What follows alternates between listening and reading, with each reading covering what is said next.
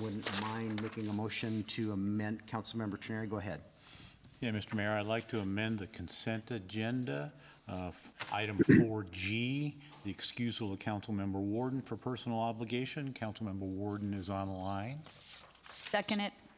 A motion and a second to remove the excusal of Councilmember Warden since he is with us online. All in favor, please say aye. Aye. Anyone opposed? Hearing none, that agenda has not been modified. Any other proposed amendments this evening? Councilmember Rose Pepe? I move to approve the agenda as amended. Second. Councilmember Rose Pepe, second by Councilmember Morrissey. I thought I heard over there. To approve the agenda as amended. All in favor, please say aye. Aye. Anyone opposed? Hearing none, the agenda has been set for this evening. We are to our first citizen comment period. Anyone wishing to address the council, please step to the microphone and identify yourself for the record. And if there's anybody online, use the raise your hand feature and the clerk will bring you into the meeting. My name is Kate Cornell. I just wanted to introduce myself tonight and just say thank you guys so much for all you do for the city of Port Orchard. Should I restart? Oh, okay. Well, anyways, I'm Katie and Cornell, and I grew up in Port Orchard, Washington, graduated from South Kitsap High School in 2007.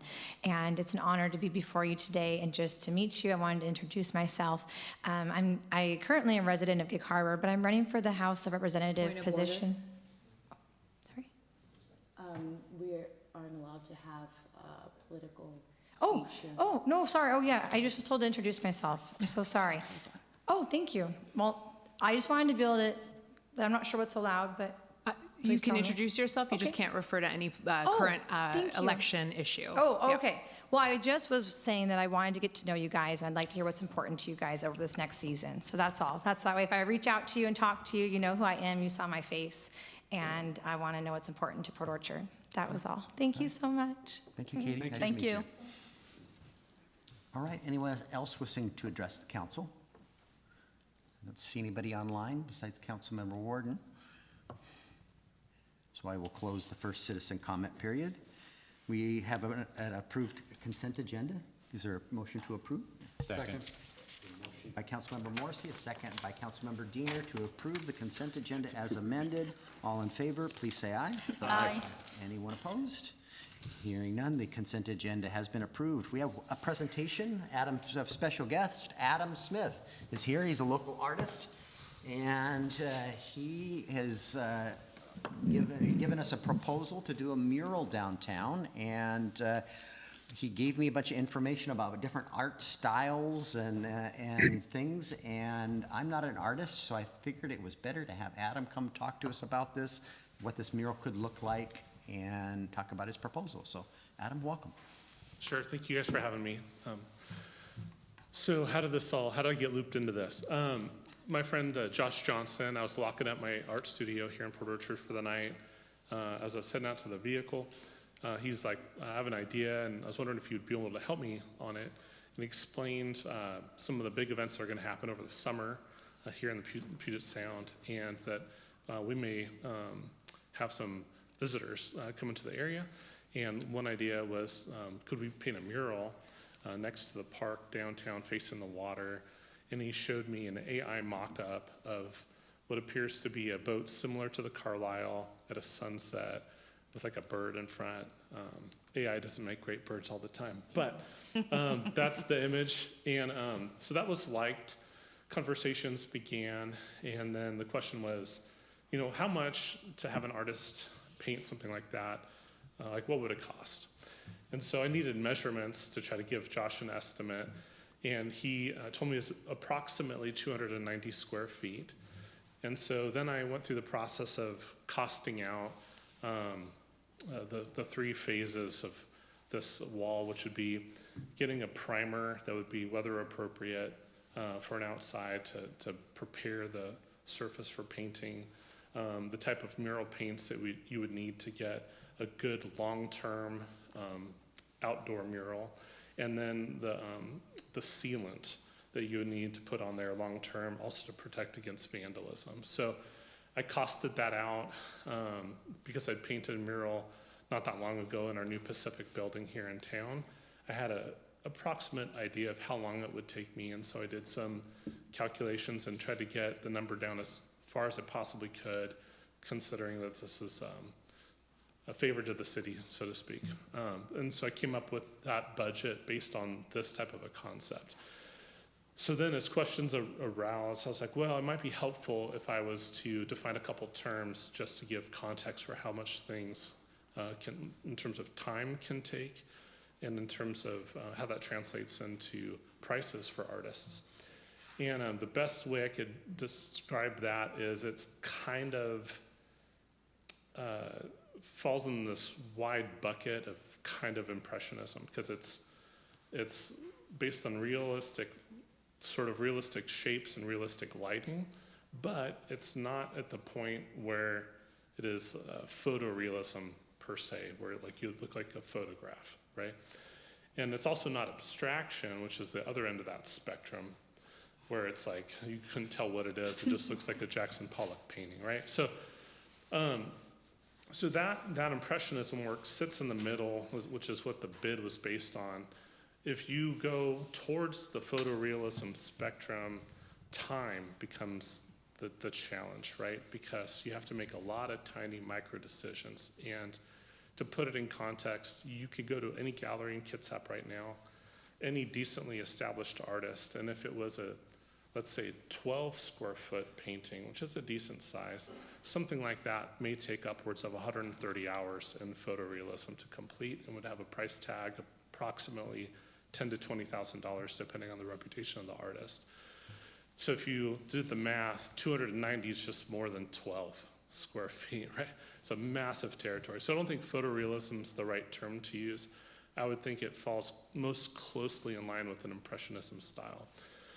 Now, in terms of my capabilities, I was trained at Olympic College initially. I went on to the Art Institute of Pittsburgh, did a bachelor's degree in media arts and animation, both in a traditional style as well as 3D digital art. And when on the traditional side, the thing that's interesting about animators is we have to have the ability to draw any character in any style just as good as the person next to us. And so preparation for that training, you do tens of thousands of drawings to model, which means I can draw pretty much anything in any style these days. My current portfolio represents a body of work that I've been building since 2018 to separate myself in a really radically crowded art world and have something that feels like, hey, Adam Smith must have made that. Versus some other body of work like photorealism or abstraction or some other thing that I'm capable of, but that my peers make. And so what I wanted to do is highlight examples of my portfolio that are somewhat near what the proposed fairy mural could look like. And so I just picked out a couple samples just so you can see some of the work that I do. I use more of a pointillism type approach, but that's just an approach. Like the mural shows, there could be sections that are completely smoothed out, nice. But this gives you an idea of my ability to use color, lighting, accuracy, things like that. And you can flip through them pretty quickly. I just included different styles. You could see realism. This is more of my general style, but something like this is highly detailed. This is a good example of lighting. Most of these paintings, if they're not already purchased, they're typically on display at my wife's animal hospital here in town, like that one's on display right now. But yeah, so similar colors, similar style, similar vibe. And that's why when Josh showed me that initial concept art, I thought, this is right in my wheelhouse. And one of the reason I thought it'd be a cool project is we have a lot of kids. My wife and I have 6 children, and many of those children have played at that park facing the water. And my friend Danielle painted a mural there years ago of that ship with the text. So having a mural next to hers at a city I love and at a playground we adore made a lot of sense to me in terms of stepping up to raise my hand and say, I would be willing to take time away from my main businesses to help the city in this way. But I'm also humble enough to say there's plenty of talented artists throughout Kitsap that could do just as good of a job, if not better than me. But I am qualified to do the job, and I really like to do this type of work. So if you guys have any questions, I'd be happy to address any of that. But that, I don't Questions want to for talk. Adam? I just felt it was appropriate to bring Adam here and speak to his art versus me trying to speak to Adam's art, so. Councilmember, go ahead. So, in your slide about photorealism, you say that a large public-facing piece is 100 to 300 hours or more. Yeah. What did you estimate the mural at, the ship mural at? Based on the concept art, I think I can get that done in about 60 to 80 hours of work, including the preparation phase, getting the art done itself, and then sealing it.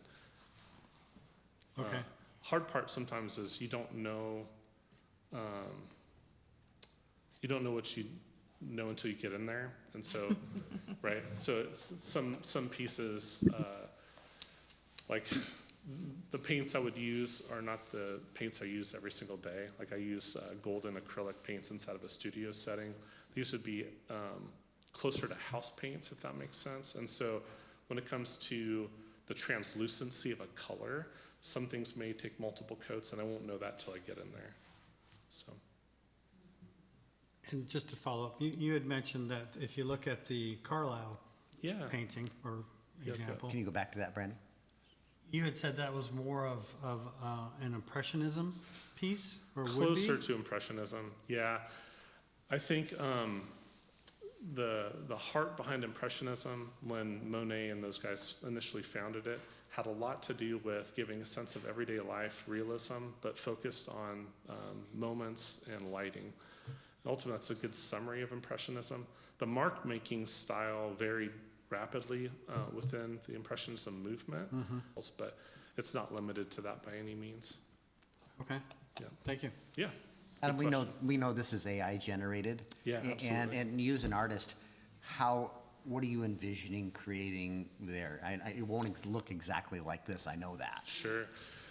Well, I think part of the appeal has to do with the fact that it's clearly a local scene that has a beautiful sunset that we see regularly. The colors are opposites on the color wheel, they're complementary, and so that creates a lot of contrast and just dynamic imagery to begin with from a color theory perspective. What I would hope to do is stick close to that, because that's what started the conversation. But the parts of the AI image that would need more clarity, and I would be working on a concept sketch if hired, would be clarifying the Carlisle so you know exactly which boat that is. I'd also fix the birds, and I might add some other birds. And then because of that shot, he just put Sinclair Inlet into the prompt, but we face Bremerton. So I probably would add hints of things of the Bremerton side, including, depending on what shot we're looking at, potentially pieces of PSNS as well as like the crane. Sometimes you see the bridge. Just depends on which way the camera is pointed. So I'd go down to the waterfront. I'd take several images to work from. I'd also get really precise measurements, and then I would have a very complete mock-up done that I could present again and say, hey, this is actually the one I'd like to paint up there. But it would be close to that just because that's the one that got the conversation rolling. Councilmember Fenton? No, I appreciate you coming here and explaining more about your artwork. I think, the mosquito fleet, the walk-on ferries, that says downtown Port Orchard. Yeah. And I really like also making sure that we have seagulls in it, because I was telling Shira that, what is it, over 30 years, we've literally done a seagull calling contest downtown. Yeah. And so I think seagulls are a big part of us too. It's a core part of our identity, I think. in Port Yeah, Orchard. Yeah. but no, I love the ferry scene, that what you can produce for us. Yeah, cool. Thanks, Heidi. Councilmember Rose Bubby? Nice presentation. I really do like when you look at the AI generated and example one that you have. I really do like the example one. It's more realistic to a degree instead of a photograph. My real concern is timeline because I know it's going to be weather dependent. Absolutely. And, how does that fit in with your business? Because just looking at your business page, you're a busy guy. I am a busy guy. And so that's of a concern, because I know we want to get this done to, not just in time for World Cup, but even before then, to generate some interest in the community. For sure. Yeah, so whether, no matter who did it, right, would be a factor. So I would be looking to start as early as I can, as appropriate. I would be investigating drying times or temperatures for certain things to see, is there a range where it's really not advised to use this type of paint outdoors? But I'd get clarity around that. My guesstimate is probably around spring. We're going to be warm enough to begin an outdoor process like this. What I would probably need a little bit of help with is some level of temporary barrier cones or something to, around the proposed part. Doesn't have to block off the whole walkway, but just a part that protects it as we go through, because obviously I couldn't get it done in one day, right? So it'd have to be a phased approach over a few weeks. But throughout that process, I believe I can deliver on it, because I did that at the Pacific Building. Okay. Thank you. Yep. I see Councilmember Warden has his hand raised. Yeah, can you hear me? Hey, Eric. Just fine? All right. I just want to say thanks for coming tonight, Adam. I've known Adam, probably my whole life. It sure feels like. We both grew up in the area. Our families are extremely close. So I do appreciate that Adam is a local artist. I think that adds a lot to it. I just want to know, there's a lot of prep work that goes into working on concrete. So I do appreciate you taking this on at the cost that you are, because it's an amazing amount of work. So I feel it's basically giving back. Yeah. But my question is, working on concrete, it's not like working on a building, right? Where the backside of the wall is an office space. The backside of that wall is soil. So you're going to have moisture. Do you have like a plan for that to try to prevent moisture from messing with the R? Is there some sort of technique that you're pretty familiar with on doing that? So I'd say one thought is I'm envisioning this a little bit like a sandwich, where the base layer would be a primer. And so I think the primer from that first side would protect it from the back side, if that makes sense. And then Yeah, for sure. the painting would be applied to the primer, and then the seal coat for that exterior would go on top of that. So to me, I think the mural would overall be fairly protected. I've been watching Danielle Rimbert's mural, which is next to this, for years, and I feel like it's held up pretty well. And I don't think that she was using quite the same materials I intend to. So my expectation is this thing would last decades. Yeah. Awesome. Thanks. And then one last thing, and I hate to even bring this part up, but it's just you got to be real about it. Is there some sort of a sealant that you can put over the top of it to help with graffiti or something? Yeah, absolutely. That's sort of what I was hinting at a few times during this speech. I couldn't really hear your speech. I'm sorry. It was kind of. Yeah, that's probably my fault. Yeah, there's a sealant that's it's specifically designed for this purpose, and it's widely available. There's probably even multiple brands of it, but that would be the final step, is just completely clear coating this steel to give protection multiple ways, from moisture, from sun, as well as potential graffiti. Yeah. Yeah. All right. Yeah. Thanks, Adam, for coming tonight. No problem. Councilmember Morrissey? Yeah, thank you, Mr. Mayor. Mr. Smith, thank you for another attempted investment in our community. First and foremost, want to start there for you volunteering your time, efforts, and your talent with us. Much appreciated. I think I share some of the same concerns that Councilmember Warden does. We might ask you to work a little bit with Director Ryan, with his staff, who might have some knowledge and be able to help with that, Sure. so that we can make sure that we could preserve this for a good long time. My only question to you would be, and I think you kind of roundabout answered it, I think, is what I heard, around you'd give us a projected finished product on maybe a sheet of paper so that we could see. I know my conversation with the mayor is, I love that picture, right? Like, again, yeah, the exactly. minus the things that it's AI'd, right? But if we got something that was just that color palette with our Carlisle, didn't even think about the seagulls until we talked about it tonight, and so I would agree with those comments. I think I had originally seen some work that looked much more impressionism, and so I think people would love that, and so maybe a little less on that impressionism side of things when it comes to. I'm not an artist, so please dabbing. don't. Yes, okay. I was Yes. going to say the the pinpointing, dabbing is the right word. So that would be my only 2 cents on that. Yeah, I don't have any intentions of doing the dabbing on a piece like this. Okay.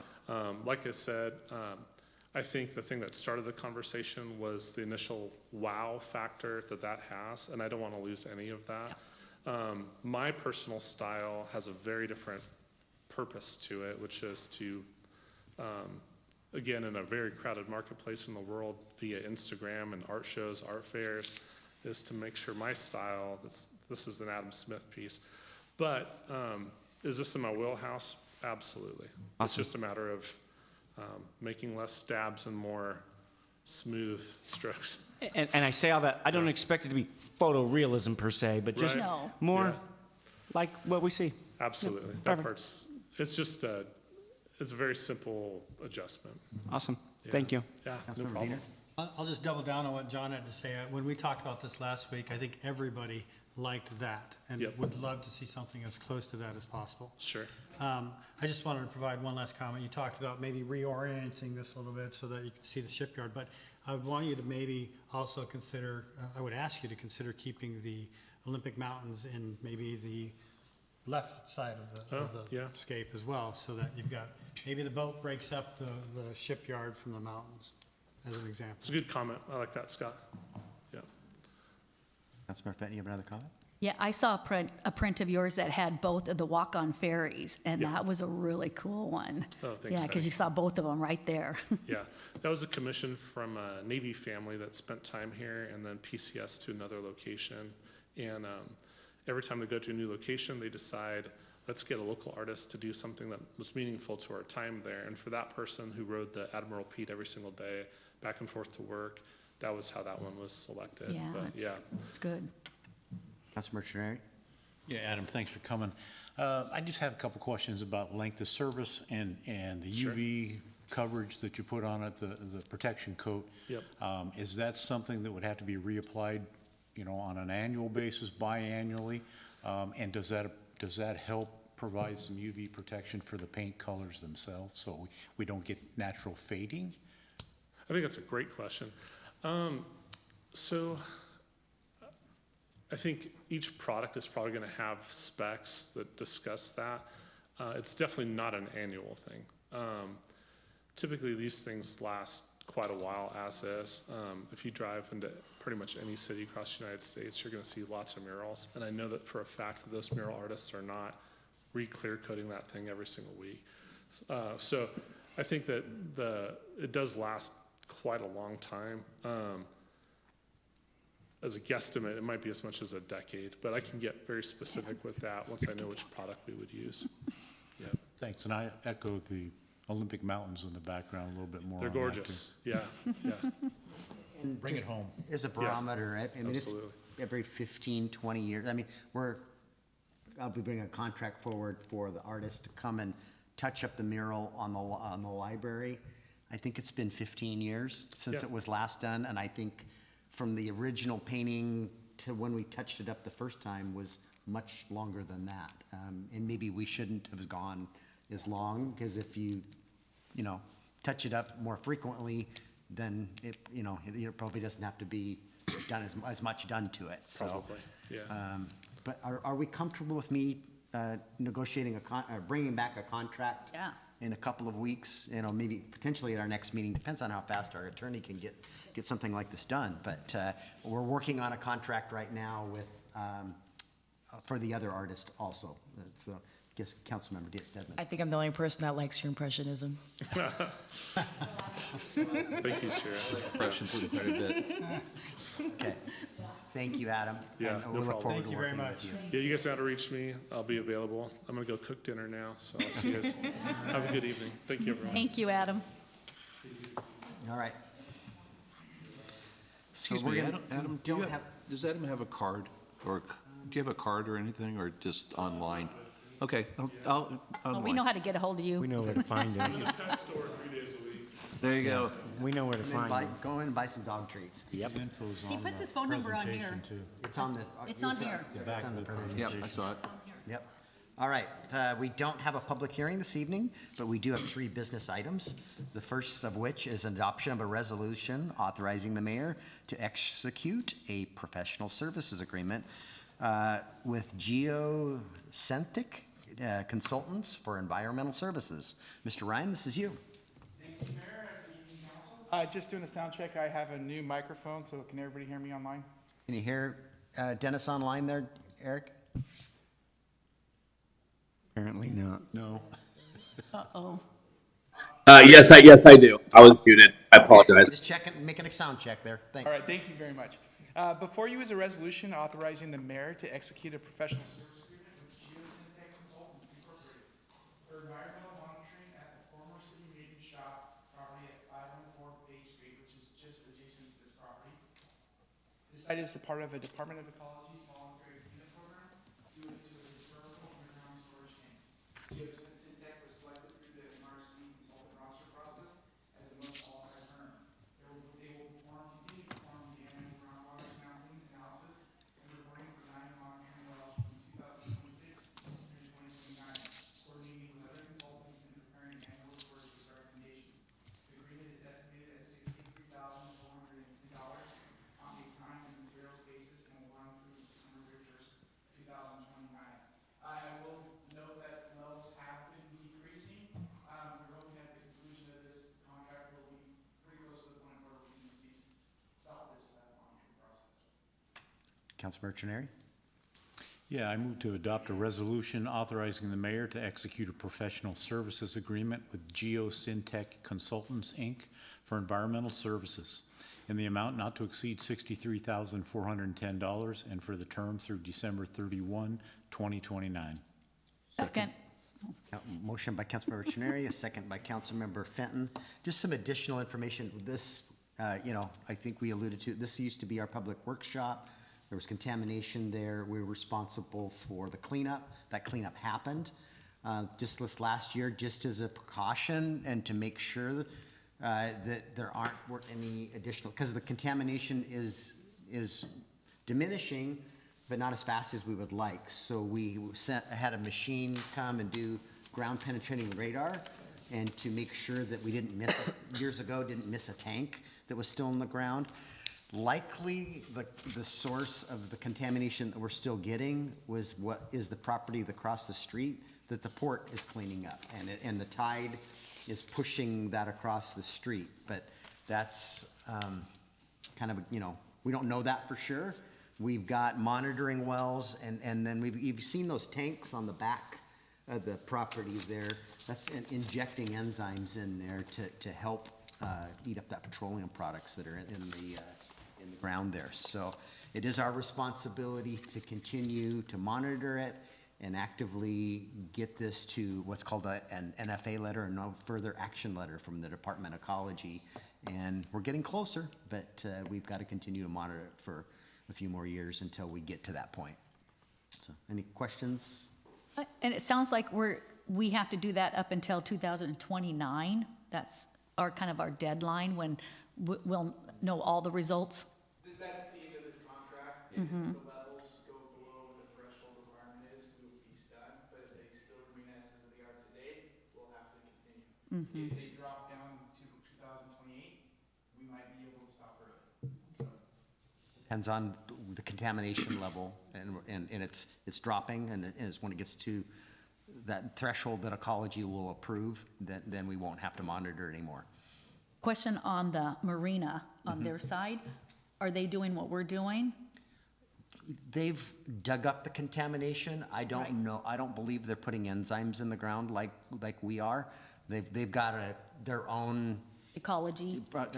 they've got a brownfields grant, which is a federal grant, and they did a lot of excavation and removing the soils. I'm not from, the cleanup here predates my time, so I don't know what steps we took. I know we removed tanks, and I know that there was the gas, or the convenience store that was there. That was an old gas station, and one of the contaminants they found when they took the convenience store out, the hydraulic cylinder for the lift was still in the ground, and all of the contaminants were in there. So, so the Vlist family who owns that parcel has helped clean up their parcel and probably our parcel too, by removing an additional source that was identified there. So, Okay, thanks. other questions? Go ahead, Councilmember Morrissey. Yeah, I see our contracts for 63 some odd $1,000. It says it's about $16,000 a year. How much are we going to need to expend this year? It's time and materials. If we get a hot hit, we'll have to do additional testing. It's very difficult to project. Okay, so do we have enough budgeted? Is that something we need to add to a future? I believe it should be budgeted because this is something we've been doing for many years. This is ongoing, so it should be the same budget as we had for last year. Yes, there is funding for this activity. It may not be enough. We won't know until the activity occurs, and then whether a budget amendment will be necessary. We'll sort that out towards the end of the fiscal year. Okay. As a cleanup item if necessary. Okay, thank you. Councilmember Diener? No, he asked a question, and I think you addressed my earlier questions about what it looked like in the past, so I'm good. Okay. We're moving in the right direction. Yep. That's what we know. All right, any further questions or comments? All right, you'll be voting on a resolution authorizing the mayor to sign a professional service agreement for environmental services. All in favor, please say aye. Aye. Anyone opposed? Hearing none, the resolution passes. We're on to item B, adoption of a resolution authorizing the mayor to execute a contract with SCJ Alliance for on-call engineering staffing assistance. Mr. Ryan, this is you again. Mayor explained a few weeks ago with our short staffing within our engineering department. The Public Works Department is experiencing this shortage of the staff critical to I'm gonna start over. Excuse me. The Public Works Department is experiencing a temporary shortage of engineering staff due to the extended absences and vacancies, which have affected the project delivery and the permit review process. To address this gap, we propose entering into an on-call agreement with SCJ Alliance for engineering support. Following a qualifications-based selection process through the MRSC consultant roster, SCJ was identified as the most qualified firm after interviews on January 2026. The agreement includes a scope of work and estimate with a not-to-exceed amount of $100,000. This agreement will provide flexible engineering assistance to maintain service levels and support ongoing projects until permanent staffing can be restored. Councilmember Diener. Mr. Mayor, I move to adopt a resolution authorizing the mayor to execute a professional services agreement with SCJ Alliance for on-call engineering staffing assistance and not to exceed $100,000. Second.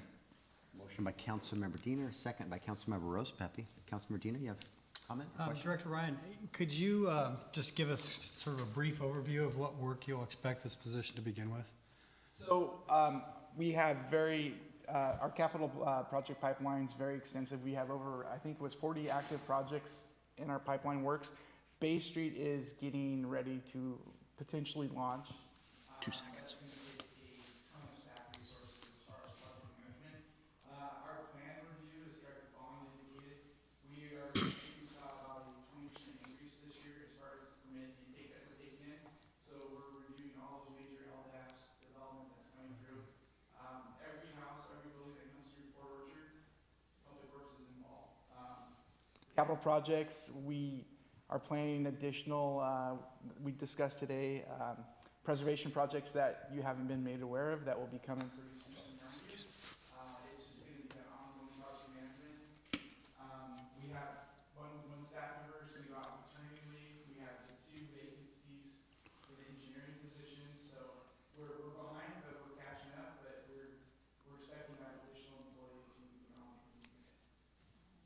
capital projects down to permits. Everything, yep. Thank you. Not to mention the work with our utilities. We, stormwater, water, and sewer support for our engineering services. Thank you. Thank you, Director Ryan. A couple quick questions. So we allocate a total, is it 3 or 4 FTE for engineers? It is 4, and we're currently down to 1. Is that what I'm hearing? We just got a second one back from medical leave, but so we're at 2, but we were down to 1 for a period of time. Okay. And how many do we want? We're Normally we authorized to have 4. 4. Okay. So we've already been behind, I'm sure. So I'm sure there's a somewhat backlog. Is this going to be enough authorization? I guess. Yeah, I guess you can always come back for more. I would tell you, I know the city's been working through getting things down and out timely, and if we need to be cognizant of that and add more to this to get through that backlog of work, I would say bring that back to this body. At least here you have my support. Additionally, $100,000 is not going to cover 2 engineers, I don't believe. So that's why I'm saying that and making sure we get through that backlog of work. And is this the same company that we contract? Because we also, and that contract may be owned by Director Bond's group, or am I making this up in my head? No, this is a different group. This is SCJ. I know Director Bond uses HBL as one of their review engineering firms. SCJ has done work for the city. They're currently our engineer on the Bethel corridor.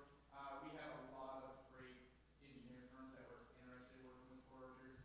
They did some extensive engineer interviews and they did come up with SCJ. I appreciate the comments that you just made. We don't give enough confidence to HR. They have the recruitment's already started for these engineering positions. We reviewed the process and we were scheduling the interview. So I am hopeful and not wanting to come back faster. We are I hope not. actively recruiting right now. Please keep us apprised on your backlog and the progress we're making on that. Thank you, sir. Yeah, so this is a stopgap because we're actively recruiting on the permanent positions. So Councilmember Dedman, I think you had your hand raised, did you not? Or- I did. I was just kind of curious as to what other clients they had in their roster. And you said they worked with the city specifically. Do you know any other? Any other like cities that use SCJ?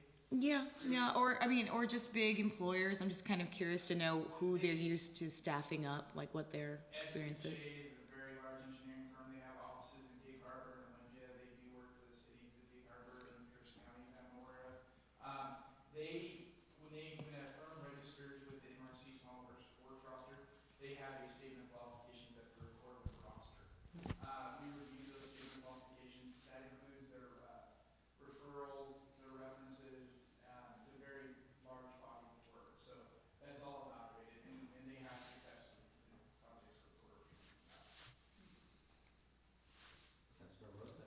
Yeah, Dennis, I just wanted to echo John's comments. You know, when you look at the amount of $100,000, you're probably looking at their hourly rate somewhere in the neighborhood of 500 to 700 hours, which can go very fast. So I would echo the same. Please bring it back sooner than later if needed to keep these projects on their schedule. Much appreciated.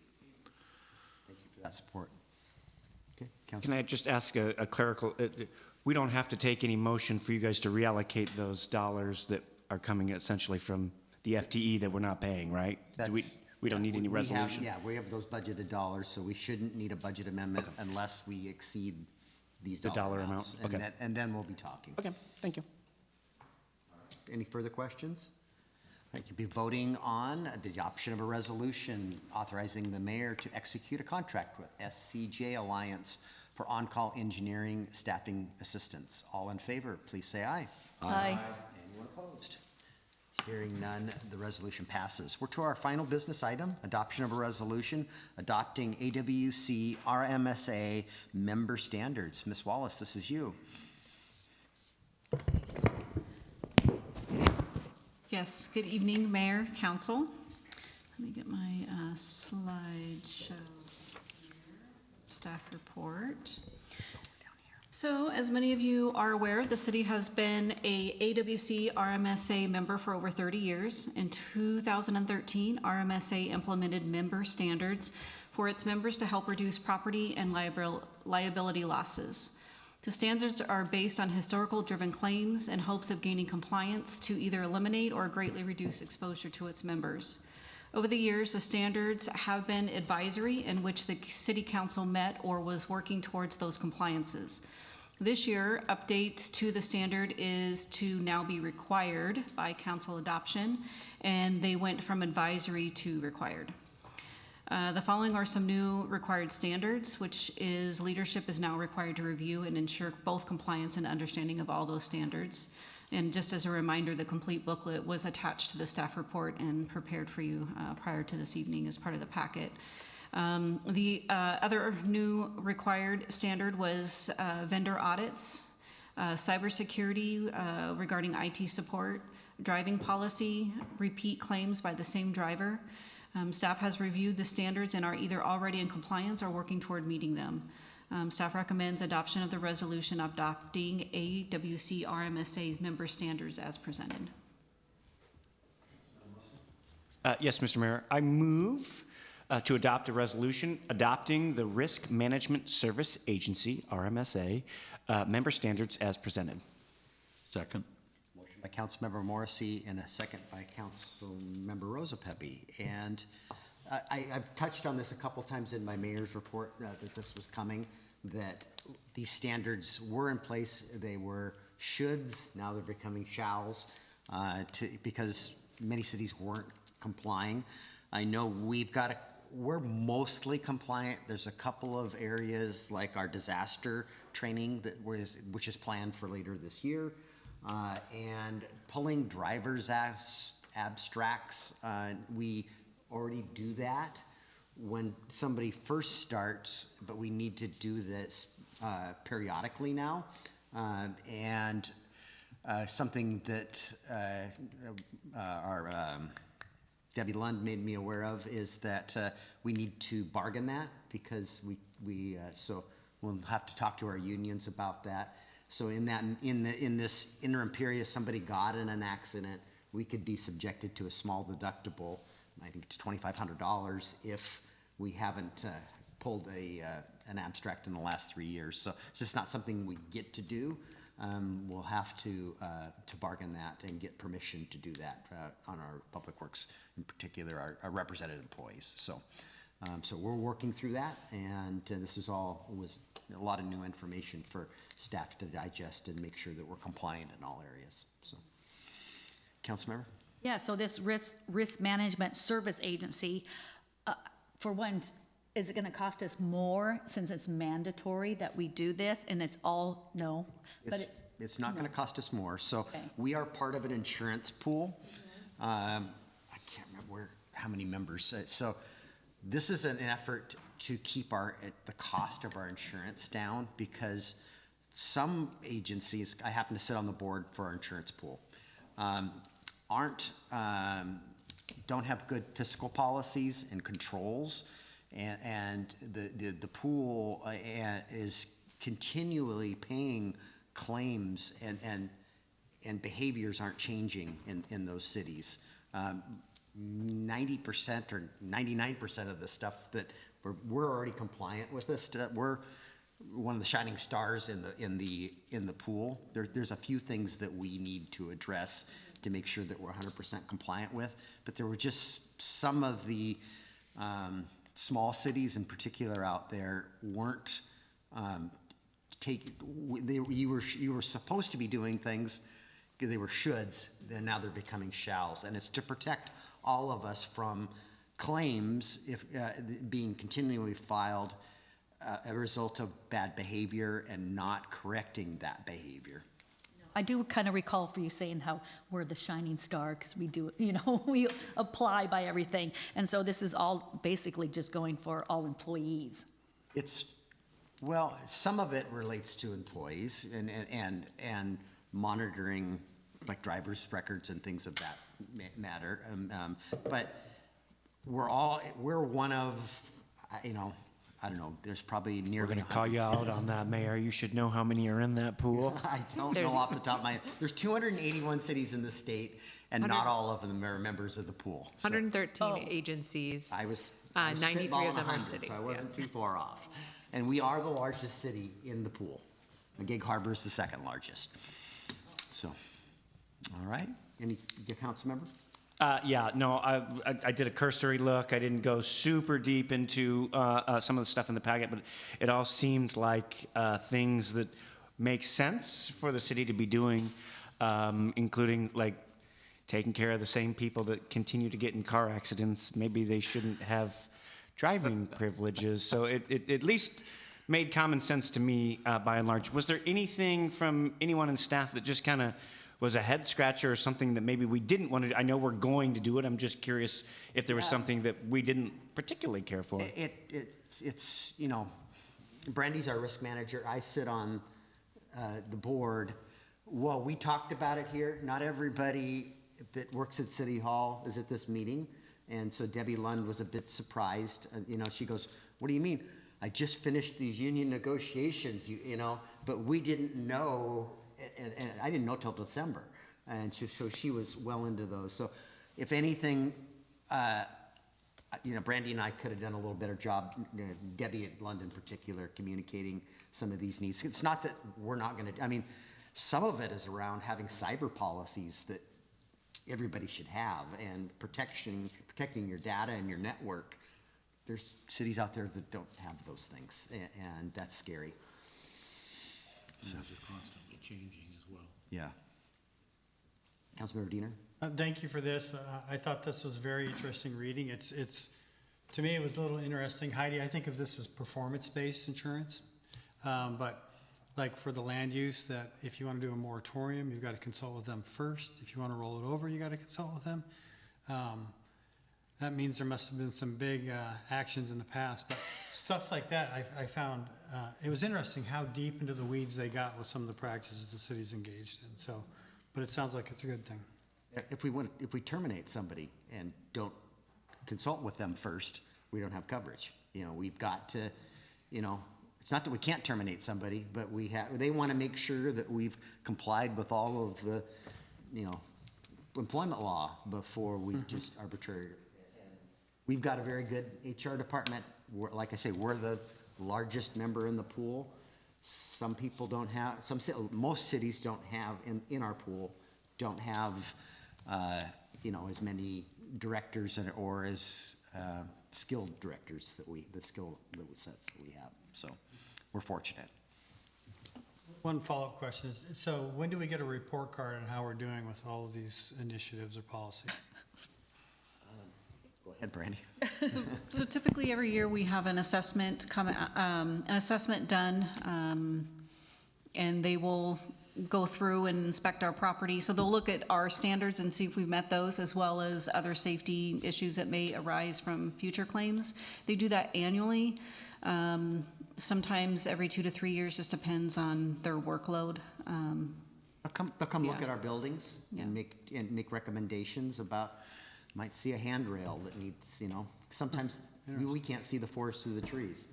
It's here every day, and to have somebody from our insurance pool come and walk our buildings with us, and you know, every few years too, they take a look at, you know, we give them values. Are those values correct? Because our pool is going to pay to replace those, and they need to be insured at the proper values. So is that audit, is that conducted entirely on site, or is there part of? Yes. Okay. So March or April, I have to submit a report from all the departments collecting information that they want that is based on our membership, our premium. So they look and ask specific IT questions, cybersecurity. They look at the fraudulent in finance department to make sure that we're managing our cash, I guess, cash and credit cards, how are we managing that, to sidewalks improvement. So it's pretty extensive. Yeah, and then, so they'll take that based on our previous history. And then, usually late summer, they'll give us a report, and then if they want to stop by and do an inspection, I coordinate with the departments to give them an on-site inspection. They typically don't do on-site for 3 to 5 years just because we're not inquiring a bunch of structures that quickly. But as far as an annual assessment written, we'll get one. It's purposeful that the name of this is the Risk Management Service Agency. They're very hands-on. We only insure cities and special purpose districts. I feel we're in the right place. Our pool, the base rate went up 4% this year.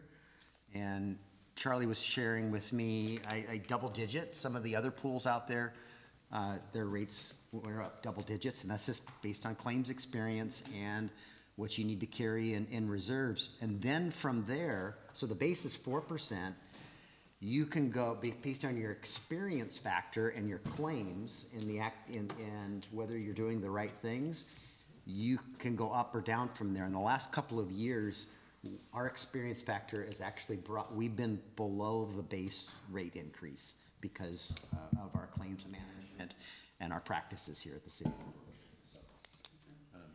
One last question, then I'll be quiet. Why aren't there larger cities? This pool is really designed for smaller cities. And a larger city has more claims. Yeah, and there's kind of and more things to manage. Yeah, there's two other groups out there essentially. So there's larger cities are self-insured, right? So Seattle is self-insured, King County is self-insured, Tacoma. And then the other larger cities have formed the Washington Cities Insurance Agency, WCIA. So that's the other big risk pool in the state. And then there's the Water Sewer District risk pool. There's, a variety of different risk pools out there. But the larger ones, particularly as it relates to police enforcement and SWAT coordination, they all are consolidated in WCIA. Okay, one last question, then I'll be really quiet. When do we trip that threshold in going into a larger pool? Thank you. There's no size requirement as it relates to the pool. You pick the pool that gives you the benefits that you want, and arguably the smaller pool has the ability to give you more customer service attention than a larger pool. I think that's one of the reasons that I've heard quoted here. So maybe the better question to ask, Ms. Archer, is where is that break even where it makes better sense for us to be in that pool versus where we're at, just for planning purposes. While we are the largest, we're also one of the fastest growing cities in the entire state. So that's... and it's definitely not a legal question. I mean, when I'm asked to provide input on insurance procurement, we'll absolutely provide that from our own claims experience. But cities move back and forth all the time. So City of Medina, one of our clients, just moved from WCA to RMSA. Another city I had that's about 10,000 went from RMSA to WCIA 3-4 years ago. So cities move back and forth, or they go to Endurus. They have a variety of options out there. Typically, you review that on a every 10-year cycle or so. If you like, there's no requirement that you do that. Okay, maybe this is the best way to ask this question. What is the average size of the city that resides in the other pool? In the other pool? Yeah. I can try to find that. I don't know that off. Okay, perfect. Thank you. If we were having excess claims, and the pool could ask us to leave, but because they value us as a good client, and recognize that we're very much appreciated in our pool, there could be a time, but right now that other pool is not in the space that we're at, and that's why our rates increases have been, because we're taking steps like this and requiring our members to do certain things, because if we don't control these things, then we're going to need to increase premiums to everyone, and that's what we're trying to avoid. Yeah, no, I don't think that we need to change. I'm just curious for when we should have that on our radar to be thinking about those said things. I also know that, in most of these types of things, especially the big fish in the pond helps carry the load for a lot of the smaller fishes. I don't feel that today, but doesn't mean that can't change in the future, so. Fortunately, I have a front row seat since I've been asked to serve on the board, and I was just reelected to the board. So, Councilmember Dedman? Has there ever been any negotiation, since there are competing pools, to see like for better rates or anything like that? We could get a rate quote from another agency. It's a multi-year process to leave one pool and to go to the other pool, but there is no it isn't a negotiation process. There's a cost to the service, and the only variable that we can control is our claims and our claims experience and in managing the city the best that we can. If like I said, this past year I believe was 4% rate increase. If we had a poor claims performance, there's a multiplier that goes on to that. So there was agencies that are cities and special purpose districts that saw much more than 4% because they were adversely affecting the pool. We're not. So, sorry, I just wanted to clarify what I was asking. Do we at any point ever look at these two pools and look at the rate difference and say, from purely monetary, yeah, I was gonna say fiscal point of view, which pool we want to be in? Do we ever do that? We haven't recently, and because I've been sitting on the board, I am knowledgeable of what the rate increases have been on the other pool, and right now we would not be better off being in that other pool because they're not as healthy as our pool is, and that's why they're having to charge more in premium because they've had bad claim experience, and they have to have certain minimum requirements in their reserves. Okay. All right. Any further questions? That was the most conversation we had on any of the items. So all right, you'll be voting on adopting the member standards for our insurance pool, RMSA. All in favor, please say aye. Aye. Anyone opposed? And the resolution passes. So we are to our discussion item. Ms. Archer is going to give us a riveting presentation on open government training.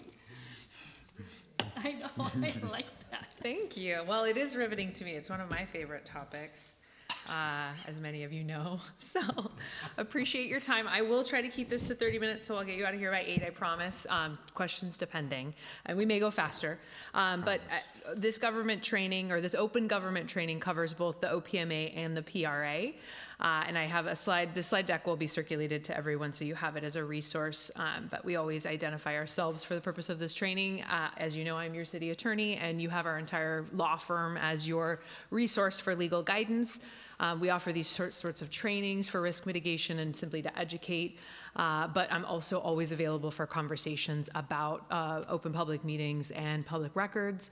We, as you know, track legislation. I do know there's 2 great bills still alive related to public records, one's public records, one's OPMA. The OPMA bill will allow us to waive certain noticing requirements during emergency conditions. And this is likely in response to the flooding events that occurred in the fall, where many of my agencies struggled to notify folks when they were going out to do emergency site visits and those sorts of things. This bill would allow us to do site visits, to get briefings, without having to notice it as a public meeting when a quorum wants to gather. So anyway, I will move quicker than that. So we'll cover both OPMA and PRA this evening, and please interrupt if there are questions. So just to remind you why we do this, your trainings are required 90 days from taking the oath of office. I know our newest council member has already done the formal training. So Multiple times. Multiple times, wonderful. This is gilding the lily. This is me offering my perspective as well. And the rest of our council members are required to do refresher trainings every 4 years. I'm sure your insurance would embrace doing it on an annual basis. And Brandy and I have just scheduled it, and told the mayor we're going to do it every year. So that's what we There do. was a lengthy discussion about that at the insurance pool, whether or not we were going to require it more often. Oh, well, there you go. Okay. So we're going to start with the Open Public Meetings Act. What constitutes a meeting? A meeting is when a quorum of the gathering body, including any kind of or certain kinds of committees, gathers with the intent to transact business. The key takeaway from the OPMA is if you were to gather as a quorum and the meeting itself not to be noticed, the action taken is itself void. It's invalidated. So that's the risk we run if we don't comply with the OPMA. Our actions are invalidated. There are other risks as well, but that is a key one because we want our work in the interest of taxpayers to be done legally. Meetings, I want to flag, do not require physical presence. Post-COVID, the meetings can occur by telephone, email, text, or other electronic media. But as you all know, we still have to have a physical location for the public to gather. So even if all of you, I work with agencies where the entire board is remote, but myself and the clerk are in a room with no members of the public ever come, but we're there because that is a requirement. So what types of meetings are out there and are subject to the OPMA? You all know this is a refresher. We have regular meetings. We set these by resolution at the beginning or the end of the preceding year. Your workshops are considered regular meetings. So you could take action at your workshops because those are regular meetings. And these meetings, these Tuesday night meetings, are regular meetings. Special meetings is any meeting other than a regular meeting. So when you have not established by legislation the date and time and location of that regular meeting. Special meetings have certain rules. Notice must be done in a very specific way, and 24 hours notice is the absolute minimum you can provide. The key for special meetings, we cannot take any action, any final action that is not listed on the agenda. And there was just a case, 2 cases involving this topic last year. One where the agency was too descriptive in their special meeting notice and said the action will be a vote to select 5 candidates for this position. What they ended up doing was only voting for 1 person, and the court said that was invalid notice because your notice said you were going to vote for 5. The other said, we'll do what we want, essentially. We're going to do agency business. And the court said, no, that was too vague. You have to be more descriptive than that. So Brandy does a great job making sure our notices are kind of in that middle special meeting standard. Emergency meetings are rare. Those are to deal with emergencies, and there are less regulations. And if the OPMA legislation this cycle passes, there'll be even less, and that will assist us in addressing emergency conditions. Executive sessions are a subset of regular and special meetings. We all know, and we'll talk about those a bit more in a moment. But those are the only times when we are allowed to exclude the public from our discussion. And I use the word discussion vehemently. We cannot take any action, any final action in those discussions. So executive sessions are limited to discussion. A closed session, I believe we recently had one of these related to bargaining. Statutorily, there are 4 specific reasons you can hold a closed session. We typically treat them like executive sessions, but they are specifically identified in the OPMA as meetings that are not subject to the OPMA. So unlike an executive session, which is still a meeting subject to the OPMA, they're separate from the OPMA. So some key reminders I like to highlight in this training. All meetings of our agency must be open to the public without any conditions for attendance. So I often get the question, can we require folks to sign in, give us their names and addresses because we want to communicate with them? Absolutely not. We cannot require they identify themselves, where they're from. We can't limit public commenters to folks who live in the area. We cannot place any conditions on attendance, and that's by statute. No meeting will take place. The OPMA is not triggered if you lack a quorum. So anytime there's only 3 of you discussing, with the exception of specific committee meetings, there is a lack of quorum and the OPMA is not triggered. As I mentioned, regular special meetings have differing rules. 24 hours is the requirement of notice, the minimum amount of requirement, minimum amount of notice we're required to give for both. Executive sessions, as you know, must be specially noticed. So the mayor has a very specific script that he must say. We must announce the statute that applies, that is the topic, and we must limit the conversation to that specific topic. So you've all experienced me saying we need to get back on track. That is my role in those executive sessions. Voting by secret ballot is prohibited. We're not allowed to vote. All votes must be taken on final action items out loud. Meeting agendas must be available online, and we must maintain minutes except for executive sessions. Those are specifically excluded from the requirement that you take minutes. Minutes too, the recommendation under, or the recommendation Jurassic Parliament makes is action minutes. So you'll notice our minutes don't say, council member said this, council member said that. Our minutes focus on action. So, speaking of which, what constitutes action? Because again, to remember, the OPMA applies when the council, when the quorum gathers for the purpose of taking action, for the purpose of doing the public's business. This term is used to describe discussions, to describe briefings, to deliberations. Anytime you're gathering to do the people's work, it is considered action. Final action, which is a distinct term used throughout the statute, is a very different thing, and that's when you collectively take action, take a vote to do something. And as I mentioned, final action shall only occur in an open meeting. It cannot occur in executive session. There was a case on this last year where a council gathered in executive session to discuss selection of a potential candidate. You can only, under the executive session rule, discuss qualifications. They came out, the mayor announced, we made a decision, we're voting for this person. Clearly, they had made a decision in executive session, and the court admonished them for that. You cannot make a decision in executive session.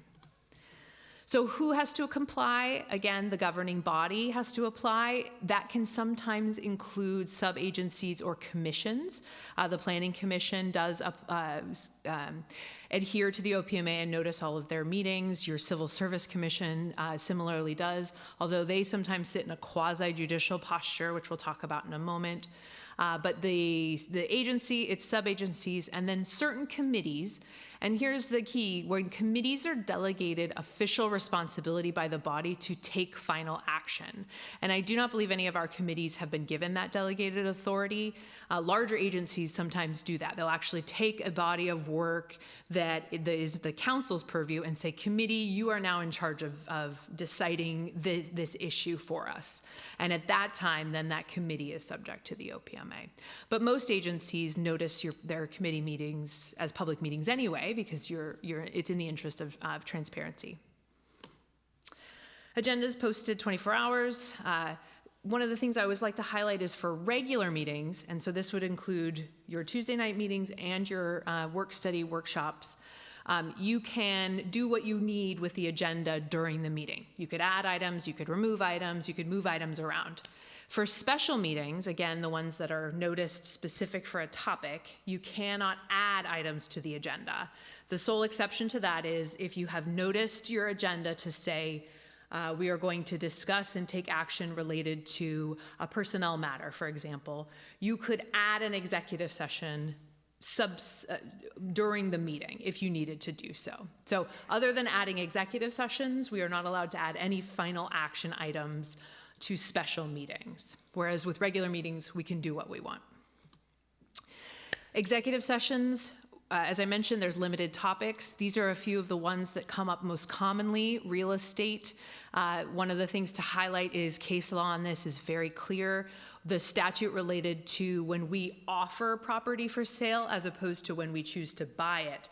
When we go in to discuss offering property, we are only allowed to discuss price associated with that property. We cannot discuss in executive session any other aspect of the sale because the price is the confidential information that we're protecting, because we want to make sure that that is we keep market competition in place. Appointment of elected officials, that's another topic. And this is one we highlight because, again, when we go into executive session, we can only discuss qualifications of the candidates.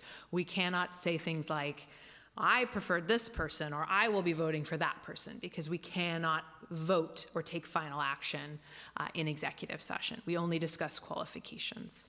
Litigation is one I'd like to highlight. There was a case last year that reminded us all of the import on the litigation statute, and this is subpart 1, subpart I of the statute. Legal risks of a proposed action is commonly what we refer to when we enter executive sessions to talk about litigation legal risks. A lawyer must be present for those conversations, and an agency was dinged last year for failing to note in their minutes that a lawyer was present, and there was no other way to verify that a lawyer had been present. So that's just an aspect of that one I like to highlight.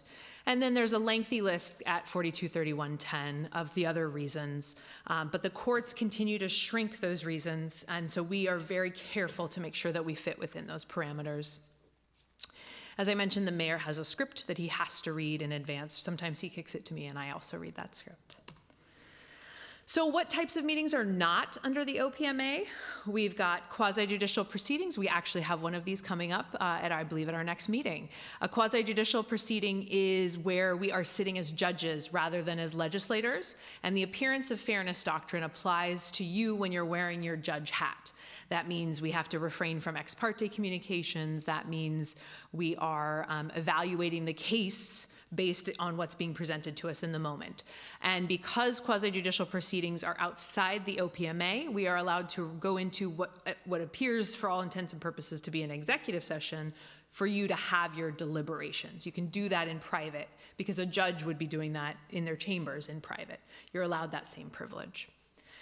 Collective bargaining discussions are also one of the exemptions one of the exceptions to the OPMA that I highlight. You can meet with your staff to discuss collective bargaining strategy in a closed session away from the public because that is in your best interest from a negotiating position. Public comment at public meetings, I just want to flag, because this is a question I get quite frequently.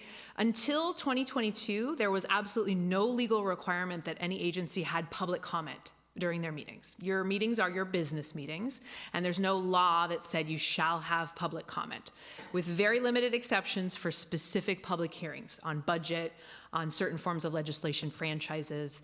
Everything else, no public comment was required. Most agencies offered it because they wanted to engage with their constituents.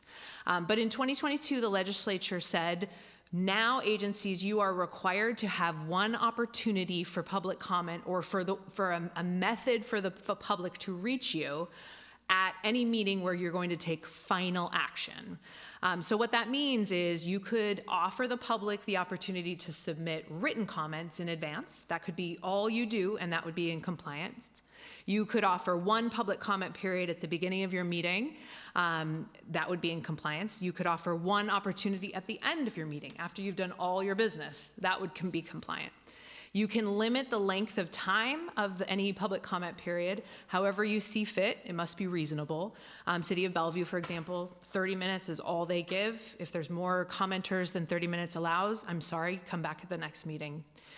You can require comments relate to a specific item on the agenda. You can make sure that there's a nexus between what's being said and the action item on the agenda.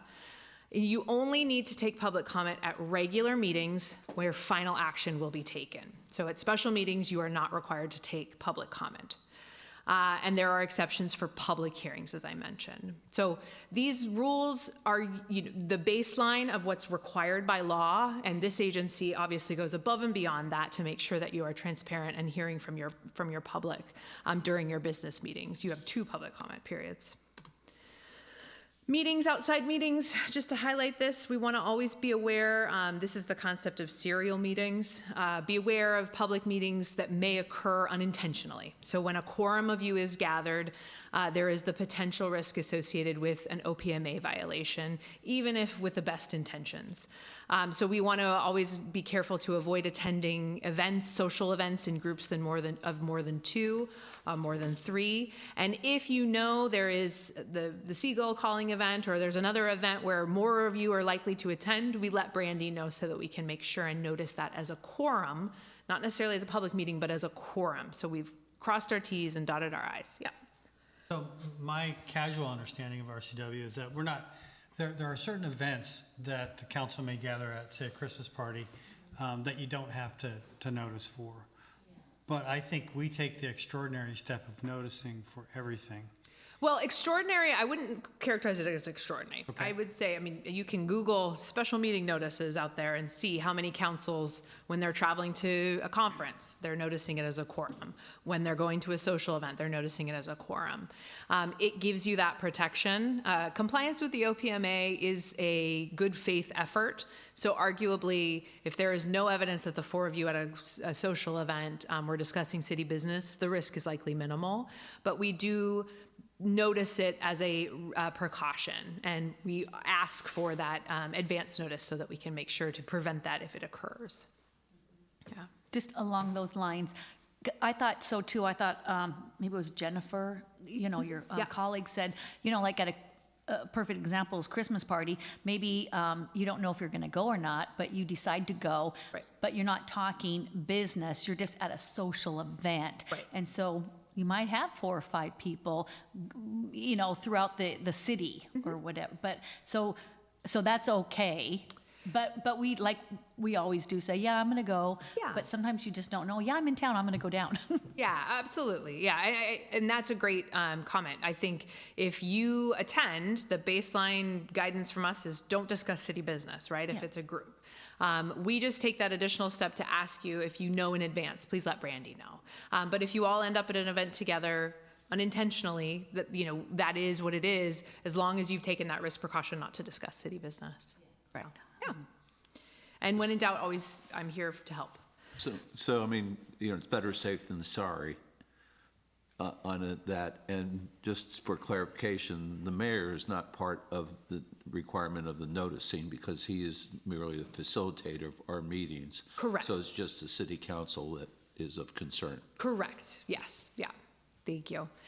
So serial conversations between smaller groups, as I mentioned, have been found to be meetings, and that's why we do that additional noticing to just sort of be as transparent as possible.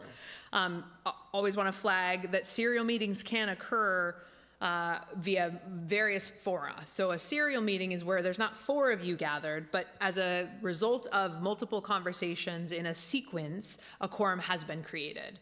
One example would be if Councilmember A texts B, who then calls C, who then faxes D. Those are all different methods of communication, but collectively, if the discussion was focused on the same topic, you have the risk associated with a serial meeting. There was a recent case that was helpful for us on this, where essentially the implication by the fact that there is evidence through metadata of 4 conversations occurring, that's not significant enough to overcome summary judgment on a potential claim. There has to be knowledgeable interactions documented in some way. So, we don't want to, we want to be above reproach and make sure we're not having those serial meetings, but know that if you're calling one and then you're calling another on a completely different topic, that is a nuance to this that does not imply a violation. But if it's on the same topic and it's a topic pending before council, for example, we don't want to have any serial communications. The leading case on this involved, I believe, the city of Seattle, where a staff member, a personal staffer for one of the council members, called all the different council members and wrote it down on a piece of paper. Took a little tally. And so they knew what was going to happen, and it was on a tax that was really controversial in the city, so the city was dinged for that. All right, so what's the risk of violations? As I mentioned, liability for the city and potential invalidation of our actions is the key takeaway. You can also have personal liability. So individuals violating the law can have civil penalties, $500 for first violations and $1,000 for subsequent violations. Additionally, even completely invalid OPMA lawsuits are still lawsuits. They still have consequence for the agency. So this is why we take those additional steps to be above reproach. Lawsuits, even, blatantly false allegations of OPMA violations can undermine public trust and confidence in the agency. And I think that compels me and my thoughts a little bit more on that. So I appreciate that, just avoiding the possibility of yeah. And one of the agencies our firm works with, they've had one like that, and it's gone on for 2 years. So, not only do you lose that public trust, but it takes staff resources and time. So Public Records Act basics. We're going to switch gears to the Public Records Act, and very, very short. I have 9 more minutes. Can I extend your time by asking just a quick few questions Absolutely. before we move on to Yeah. the RA. One, what is the expectation of the law when it comes to a quorum? I think, for instance, we're going to be meeting with our legislators next week down in Olympia in a private meeting with council. We're just letting people know that we're meeting in a place, but they're not open to attend. Correct. So that's a nuance, but you're allowed to do things like that insofar as you're noticing it as a quorum and it is noticed as a private event outside of the city limits. There's some large agencies in the city or in the state that will remain nameless where they always do their retreats in California because for that reason. They're noticing it as a public meeting, and if anyone were to want to fly there, then they can, but they don't. So. Okay. And then the idiosyncrasies between closed session and executive session, and this is just purely from my basic knowledge. Executive session obviously is attorney-client privilege type stuff. Does that same apply in a closed session? Yes, so the attorney-client privilege applies whenever a lawyer is present. Okay. Some of the executive session topics do not require a lawyer, but you have that confidentiality statute that overarches it. But closed session topics, both of them that you typically do, quasi-judicial and bargaining. I mean, I'll occasionally attend bargaining ones for my clients, but sometimes I don't. So the attorney-client privilege would not apply if I wasn't there, but that confidentiality rule still would. Okay. And then I think my last question, you said something around not being able to limit folks to, they have to identify themselves or like, we can require somebody who wishes, well, we can't stop them from attending our meeting. If they do wish to speak to us, we can ask them to identify themselves. We can ask them, we can't require it. Oh, okay. Yeah, yeah. And one other nuance I forgot to mention is I have many agencies who have stopped allowing online commenting because of Zoom bombing. Zoom bombs. Yeah. And so you don't have to, if you allow public comment in chambers, you don't have to allow it online as well. You can limit it in that way. Okay, I give you 3 minutes back. Okay, thanks. I'll be quick. Public records is easier. There's just a couple things I want to highlight. So we all understand that a public record can be anything, any writing. It's not just an email. It can be your handwritten notes. It can be a text. It can be WhatsApp messages. It can be your Google search history. It can be the prompt you put into AI. So the universe of what is a record continues to expand. If you have questions about that, always feel free to reach out. Okay, we talked about those already. Charlie, just a quick question. Yeah. That includes draft materials as well? So draft materials themselves are, yes, are public records, but by and large, drafts are what we refer to as transitory in the sense, transitory is the wrong word. They are subject to a retention of keep as long as necessary for the agency's business. So my recommendation is get rid of drafts as quickly as you no longer need them. They don't have a preservation value. Drafts also have an exemption that applies to certain types of drafts up until the legislative body takes action, and then the draft is no longer exempt. But if you've deleted it because it's no longer necessary for the agency's business, you've moved on to the next draft, then we don't have to even deal with exemptions. But yeah, drafts are public records. Okay, thank you. Yep. So that leads directly into the electronic records concept. This is the one I always want to highlight for my boards because this is one that you will grapple with the most. Electronic public records that you may be asked to retrieve from your own personal devices or from your accounts and provide to Brandy would include your text messages, online communications, Facebook, Instagram posts, tweets, whatever other app you may use, WhatsApp. I think I briefed the WhatsApp case out of Sammamish for the council at last year's meeting, but that's a great one to read because that involved council members who used WhatsApp to communicate and were required to turn over their phones to identify those records. So you are obligated to retain your electronic records in accordance with the retention schedule. By and large, most electronic records are in that same boat that I just described. You keep until no longer necessary for agency purposes. So you could be deleting your records on a regular basis and utilizing good hygiene by making sure that those records are deleted on a regular basis. But before you do that, please make sure to talk to us, Brandy and I, because we want to make sure that we're all in compliance with the retention schedule, which is set by the state. I got a question. How long do public records does the city keep? Like, how many years? That's a great question. So the state auditor's office has what's referred to as the core retention schedules. There's one for local governments, there's one for local law enforcement, there's about 30 of them. And they are each about 50 pages. And so each different category of records has a different retention schedule. So litigation files, for example, is it 10 years? 10 years after the case ends, you have to keep that. Certain emails, it's as long as you need it, so you could delete it immediately. So it varies depending on the record itself. Okay. And so those core schedules are available on the auditor's office website. We can also send them to you if you'd like. But your records are likely to fit into that keep as until needed bucket. But if you ever have a question about a particular record, reach out to us because it is so nuanced. Right. Okay. Thanks. Yeah.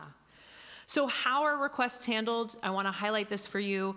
Brandy has 5 days to respond to a request, and a request that comes to one of you is considered a viable request. The public records laws do not allow us to dictate to the individual how they submit a request. We can recommend they make it to Brandy or on a form online, but we can't require it. We can't reject a request if it doesn't come through that form. So if you were ever to get an email that appeared to be a public records request, please immediately forward it to Brandy because that 5-day clock is ticking quickly.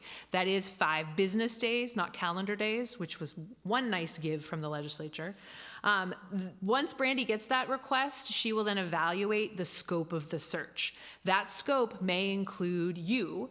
It may be a request for all council member text messages. It may be a request for all social media from council members. She will then turn around and ask you to search those things and give her back the records and complete what's referred to as a Nissen affidavit. We call it a Nissen affidavit after the Nissen employee, I think it was in Puyallup, who was asked to turn over their text messages and refused to, and so it led to a court case. And so it was the court case that fundamentally said your text messages, your documents, if they are in furtherance of the city's business, are public records and you need to give them to the city and attest to the fact that you've done a search of your device and these are their records. So Brandy will give you that affidavit. She'll ask you to do the search, fill out the affidavit, and then return it to her. And this is the affidavit used by all agencies in Washington. They're very standardized at this point. So when you are asked to do that search, we want to make sure that we are conducting an adequate search and searching all potential records locations. You cannot, by law, limit to one area, limit to one device, limit to one drive. So if the request says, I want all records you have related to Pine Street, if you know you have records on your C drive, but you only search your email, that is not a valid request. So you need to search all locations where it is reasonably likely for records to be found. In addition, we cannot play games with the search parameters. So if a requester misspells a name, if we know who the person is that was intended to be that name, we need to search for that. We can't reject the request because it's not letter perfect. The court has said that. We have to use our reasonableness, our evaluating skills to determine what is meant, and we can clarify with the requester to make sure that we get the request clear. Personal devices, I know I say don't use them, and I say that mostly, but I know there's a lot of nuance to that because a lot of agencies still use them. So instead of saying don't use them, I say to the extent you use them, expect to be asked to search them and expect to be responsible for retaining things that are on them.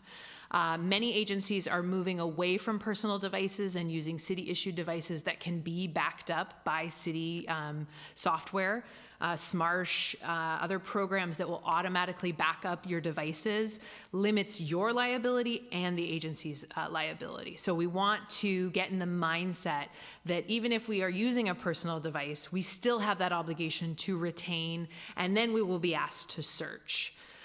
So text messages of that Pierce County, it was a Pierce County prosecutor. That is the Nissen case that led to those, to that case, that expectation that you will provide us with an affidavit. So this speaks to that affidavit. Your affidavit needs to be submitted in good faith. So you are signing it, attesting that you did in good faith an adequate search and you are providing the records that you found. Social media posts, just to highlight, social media posts are considered public records. We have a number of cases in Washington that reiterate this. Arthur West, I believe he's litigated here. He is a prolific public records litigator across the state. His name is attached to many of these cases. Because of his work, we now know social media is public records. It is a public record when it meets a very specific test. The test can be known by the acronym POUR. Was it prepared, owned, used, or retained by the agency? Those are very specific court-defined terms. But for our purposes, if it is something that furthers the agency's interests, that is something that can trigger the retention obligation for a social media post. So a couple of ways we can limit this. I'm going to skip that one. A couple of ways we can limit this are ensuring that we utilize disclaimers on our social media posts. This is not me speaking on behalf of the city. This is me speaking in my personal capacity. We can ensure that we are merely passively passing on information about the city. We're forwarding posts that are about meeting times, as opposed to engaging in discourse about legislation pending before the body. And one of the other things I like to advocate is embracing official accounts and official devices that are backed up by software, or adopting a policy that requires the council to back up personal devices, or prohibiting the use of personal devices. That is something that many agencies are shifting to. Yeah. So before we get too further into ending this, one of the things I learned long ago is just by putting confidential on the email subject line does not make it necessarily exempt from PDR searches. Yeah. So I think some people may overuse that, thinking that they're safe, but they're in fact not necessarily. Yeah, confidentiality. I actually did a training last year with Sarah Dorr from MRC on privacy under the Public Records Act, because it's a misnomer that there's a privacy exemption, right? There's the concept of privacy, but it itself is not an exemption. So there's no confidentiality privacy expectation. There's only very specific statutory privacy and confidentiality provisions. And one of the things I always say that people are shocked to hear is if you, Councilmember Diener, were to email your personal phone number to Councilmember Fenton, your phone number is not exempt. I can't redact it. Even though you don't want anyone to know it necessarily if it's personal, you've put it in a place I can't redact. Employee phone numbers, official phone numbers are only exempt when they're in personnel-related files. But if you throw it around an email, unfortunately, I've seen this in the past where if you send an email about business and then in the next paragraph, I'm really struggling with this medical condition, I won't be able to redact your comments about your medical condition. I simply won't, because there's no exemption, there's no relevancy exemption. If they're looking for the business, but they're not looking for the medical, it's my legal opinion that we can't redact that medical information. So combining personal and city in records is a dangerous game. And Ms. Archer, I might just add to further your comments around any type of social media. I have straight from AWC, RMSA. This is a personal account of John Morrissey, and all opinions expressed here are mine. Yep. If that is directly from our lawyers that say to do that. You just never know when you might be doing something. I mostly only post stuff about my kids and dog and things like that, but you'll see that person is, when is this street going to be closed? And you're just trying to be a nice person. You don't want to have that be misconstrued. And so if you have it, I would highly suggest you to put that on there, even if you don't think you're talking city business. Yeah, absolutely. So because the city currently allows for the use of personal, well, let me say this a different way. The city doesn't allow you to do anything. You self-police, so you decide what policies apply to you. The council currently utilizes personal devices and has not made any indication to me that you plan to change, which is absolutely fine. But because of that, we just need to make sure that you understand those retention obligations, just like the questions were asked. And so I strongly encourage, I've embedded in this PowerPoint, which I'll circulate, some of the retention schedules for common documents that you'll encounter. So your notes that you may take during a council meeting, those are retain until no longer necessary for agency business. You could throw them away as you exit tonight, and you've met the retention obligations. This slide has a clip from a handout from the Secretary of State about transitory records with minimal retention. Some are transitory, some are just with minimal retention. These are the ones that we want to have good record hygiene and be just deleting on a regular basis to make Brandy's life easier when she's having to cull through reams and reams of records. This is a practice we want you to get in the habit of doing. The flip side of that is we want to make sure you are retaining the things that you're obligated to retain. The Secretary of State has another great handout on that topic and a number of other handouts that I can circulate. Social media posts, for example, most of them are all retained until no longer needed for agency business. So there is no retention obligation on your social media post, but some of them have a longer period. So if you were to engage in a social media conversation with that appeared to be customer feedback, so constituent complaints and your response to it, that has a 3-year retention schedule. So we need to know as council members that we are obligated to retain those social media posts for at least 3 years. And most social media programs, I understand, have a retention feature. So I encourage you after this training, go home in the next week to just check the settings on all of the apps that you utilize. Verify what your deletion setting is on WhatsApp if you use that to communicate city business, on Facebook, on Instagram, on Twitter, whatever it is that you utilize, check those deletion settings. And then we can have a conversation to make sure that we are compliant. The reason I'm hitting this is because this is a hot button issue right now, and I'm seeing council members across the state litigating this exact issue, including, unfortunately, a city in Eastern Washington where the council is currently suing one of the council members because the council member won't turn over their records. Yeah. Okay, but again, you just mentioned city business. So our own personal Facebook accounts, much like John said, with his disclaimer, if we're generalizing or giving a personal opinion, that wouldn't meet that threshold, would it? So again, it's a little, it's kind of fuzzy. It is fuzzy, and just to give you an example, when I get a question about social media posts, I will have to go and I will look at the account and I will actually review each post because the analysis depends on the content of each post. So even if you have that personal disclaimer is a great way to make clear for the public that it is not a public comment. It is a personal statement. And in my legal opinion, that's probably going to be dispositive for the court. But even if you have that disclaimer, if you then say, I plan to vote this way on this item, and I know, I'm going to have support on this topic, and I'm looking for your feedback, constituents, so I can share that. And then comments come in with constituent feedback.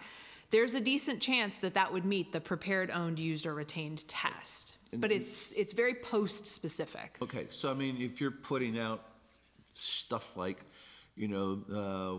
seagull calling contest or a city meeting or stuff like that, that would be that would likely not pass the test. Yeah, and the West versus City of Puyallup case actually dealt with that exact issue because she was passively forwarding notices of public events.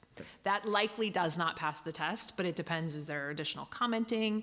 Are you getting constituent feedback? So it is very post-specific. Okay. Yeah. Thank you. Yeah, absolutely. All right, a couple of hygiene points. Oh, I'm over. Segregate your emails and your communications. If you utilize a personal device, that makes your searching obligation easier. And, I work with agencies of all sizes. Some agencies of the smaller size still use Gmail accounts for all their electeds. And so they actually have to segregate within their own personal Gmail account. We are not at that level. You have separate email accounts, but let's make sure we segregate so that searching is easier. And ensure that any physical documents you get or electronic documents are isolated on your devices. I believe all council members were issued laptops, so if you use just the laptop or the device for city document business, then we won't have to worry about searching your personal device. That's a great way to segregate.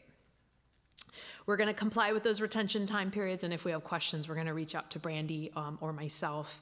And we're going to be prepared to produce public records if Brandy reaches out.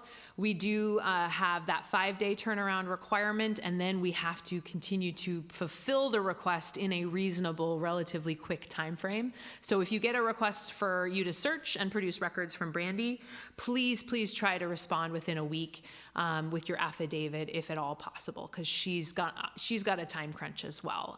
The model rules for public records are still potentially going to be changed in the next year.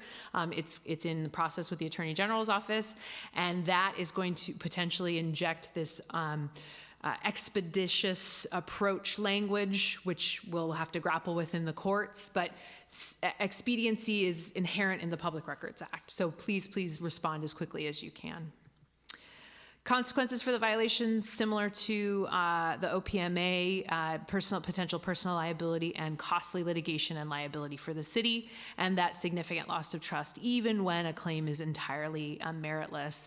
The Public Records Act has more significant fees than the OPMA. The fees are set based on the improperly withheld or lack of production document per day, per page, per document. So these fees can be really significant. We saw a recent decision in City of Tacoma. It wasn't that many documents, but the fee was up to $2.5 million. So, all right, thank you. Yeah, another question. So I know that this is something that the legislature wrestles with every year. What's new on the horizon now? Yeah, so the new bill that I saw recently would be another exemption, which would be kind of helpful for demographic information solicited through survey tools that agencies utilize. So currently, if you solicit information and it's not anonymous, if it's attached to a name, we are not able to, there's no exemptions that apply to the name, to the information solicited, any of that. This would create an exemption for demographic information when there is a name associated. So that'd be a helpful exemption, because again, there's this concept, especially from constituents, that we are able to assert privacy on behalf of them. In large part, we are never able to do that.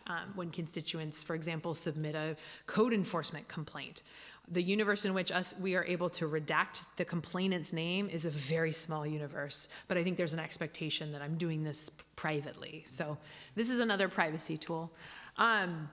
The other one that thankfully, thanks to the chief, we don't have to deal with is there's litigation and associated legislation with the flock cameras, which are the cameras that are license plate readers. So for agencies that are, most of the agencies I'm aware of have bagged their cameras until it's worked out, because the camera's retention and production capabilities do not necessarily match Washington public records laws. But we don't have to deal with that. Thank you. Well, I'm glad we only considered those cameras, and we didn't invest in them because we were close, and we didn't pull the trigger on it. All right, thank you so much. I appreciate your time. All right, I'm going to run through the rest of our agenda. Council committees are next. Economic Development Tourism hasn't met yet. Have you guys established a meeting date yet? You don't believe so? Okay, all right, I'm just checking in. Utilities, I heard this evening that your February meeting's been canceled and that transportation is actually going to meet on that night for a quick meeting. Finance, you're scheduled to meet in February, I believe the third Tuesday, and we're still waiting for feedback from a couple of you for time. Transportation met tonight. Congratulations, Councilmember Warden. You're now the chair of the Transportation Committee, and do you have a report for us? I do. Can everybody hear me? Just fine. Yep. All right. So tonight we discussed the Tremont multi-use pathway. We had a really nice presentation. Several options, things to consider, which direction to go. We're in the process of narrowing it down to 2 options based off of the footprint and the cost. We're going to bring those, I'm pretty darn positive, to the February work study. So we're going to bump up our meeting to February 10th, a week before. That way we can discuss it one more time before we bring it to the committee, to the council, I apologize, in the work study. Our goal is to give you guys the the best available options with everything that we need to consider. The Tremont and Sydney, we discussed pretty interesting roundabout options for the future with the footprint topography that's there. There's an option for like a peanut type of a roundabout. It's pretty interesting, but it would really work out really well for pedestrians as well as the traffic. And then we discussed the Bay Street project, the raising the road and the federal dollars. And I kind of want to let the mayor touch on that part of the federal dollars. Are you okay with that, Rob, Mayor? Yeah. All right, please, go ahead, please. And I think I touched on it last, and I got an You email. did. Mm-hmm. So right now, that's going through the budget process. Well, I didn't hear this evening from Senator Cantwell's office. I got an email from James Bray, who's Representative Congressman Randall's staff, and the budget, the federal appropriations passed through the House this week. I don't know yet whether or not we were in that. I hope we are, and hopefully by our next council meeting or before, I'll have some more information. And it's this next week, the Senate is supposed to be working on their form of the budget. So that's one of three of the first few steps on that $3.5 million that I hope we can receive. So what I know at this point is the House has done their part of it. I hope that we're included in that. It's a much bigger bill than I can assimilate myself. So, anything else, Eric? That's really all. Mark and Scott, if I missed anything, let me know. But I do look forward to next month's work study. Yeah. So great presentation today. Lots to consider. So, yep. All right. Thank you for your report. Land use, I know you haven't met. Have you identified a meeting date so we can report that up?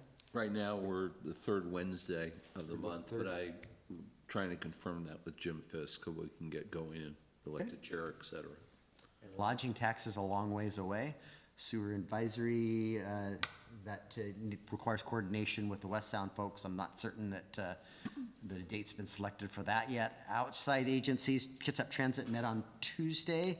The majority of the meeting was related to the extended bus and ferry service related to FIFA, and I believe I sent all of you guys that PowerPoint presentation. A couple of those slides were relevant because they give you the dates and times of the games, and then there was a slide that showed, I think the service goes till midnight, the extended bus service and ferry service. So there was also a discussion, there was grant money that Kitsap Transit took for the designing a new facility down on our waterfront that didn't move forward, so they're going to return those grant dollars for that design. So, mayor's report. I'm sorry, it's lengthy. We've been busy the last couple weeks here. So first, I'd like to. I know that council members have been invited to the McCormick HOA meeting on March 28th. 4 of you have actually indicated to Brandy you'd like to attend. If I have 4 council members, then I have to send a staff member to take minutes on a Saturday. Are we sure that 4 of you want to attend? If you are, then we will make appropriate. I'll be there. Okay. So What was that date again? I'm sorry. it's March 28th, and Scott, Shira, Jay, and Mark have all signed up. And I'm just confirming that all 4 of you do intend to, because if we do, we have to notice it as a public meeting and send someone from staff. So. I think, Mayor, that we'll have to consider that as just a part of doing business in the future with. All right, I'm just checking in. So I guess that would be a question. Charlotte, can one of us take minutes? So the minutes can be, again, action minutes. So if it's just a conversation, the minutes are literally just. Yes, Yeah. this is their meeting, Right. meeting with the board. Right. We get asked informational, like what's happening with this or with that. Right. It is never any action taken or asked how we are voting on something. Right. It's almost like listening to the mayor's report some days. Yeah. So, I don't, do you do minutes for these normally? Or So, do you notice I it as a mean, is quorum? We haven't attended previously. Okay. no, we've only had 2 of us there I'm sorry. previously. Okay. But when they attend other agency meetings, do you don't have just a notice quorum. it as we just do a notice of quorum? The mayor or the lobbyists create minutes and give it to me. Okay. Yeah. So that's the normal practice we would do, is just, the action minutes would be attend the meeting. You wouldn't need the action meetings to describe the individual conversations. So could one of us do that as opposed to having a staff member come in and Oh. be paid, is my question. Yeah. Oh, I see. Possibly. I think it just depends on the reliability for agency liability.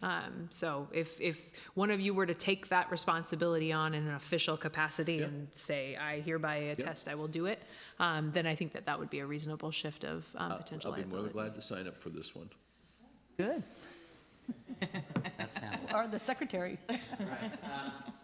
Planning a community service day to spiff up our downtown ahead of FIFA. I talked to Sam about this, and I would like to be closer, right on the cusp of FIFA, because weeds grow in the spring and things. She's pushing for May 16th, which is the weekend before Mosquito Fleet. I'm fine with that date. It's close enough to the FIFA activity. The one challenge to that date is, and I really don't want to go any farther back in May, it's the same day as Armed Forces Day Parade in Bremerton. And so is there serious concerns with that date? John is posturing that he has a concern with that. I'm on that board. I created that organization. This actually will be the first time I don't lead the parade as its chair, but I will be in it for sure. So other than just a conflict, no. And we do have some ROTC folks that, the junior ROTC, that volunteer. I was going to say, the only other thing I will add, your school marching band won't be there. There's 40-some thousand people that attend that, so I do believe you just won't have great turnout. Can we ask Sam for do it the week before?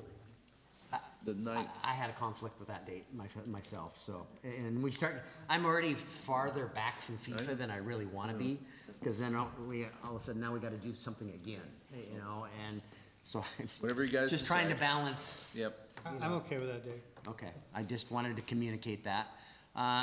Friday, I met with Port Commissioner Gary Anderson, Sam from the Merchants Association staff, we all, and the new port manager, Tim, what's Tim's last name? We just know him as Tim. He's the new James Weaver.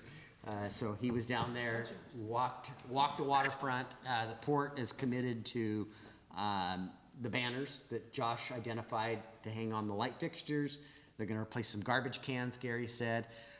They're going to make repairs to those benches that you don't like, Scott. I'm sorry.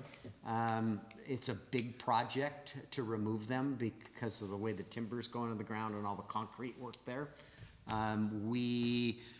I've got some ideas. That $100,000, about half of it will get based on the desire of the merchants, having more seating opportunities. Those picnic tables that we want are about $5,000 a piece. And that adds up fast. Benches are about $1,000 a piece. So we're close to $50,000 right out of the gate. So I'm gonna, hopefully by the next council meeting, have a list of all the things that we're proposing to do to share with you guys. Sam owes me a list of some other things that the merchants want to do too. So gotta make sure it all fits. We talked to Adam. I've got another artist touching up the mural. There's about $10,000 right there between those two. So it's going pretty fast, so. So was there anything in the draft letter I sent to you that with the pictures that you sent on that? I sent that whole thing to, no, Dennis did to Tim. Okay. To address, so. What kind of lipstick are they putting on those benches? Replacing some of the boards on them. Okay. So, At some point, we might want to push for modern furniture. And stuff it that is their dries property quicker. and their, yeah, I so know. we raised your concern, I shared the pictures. If they like them, we'll switch with what they got on the other side of the water. It's just, it's a major project to remove them, that was the. Kind of costly.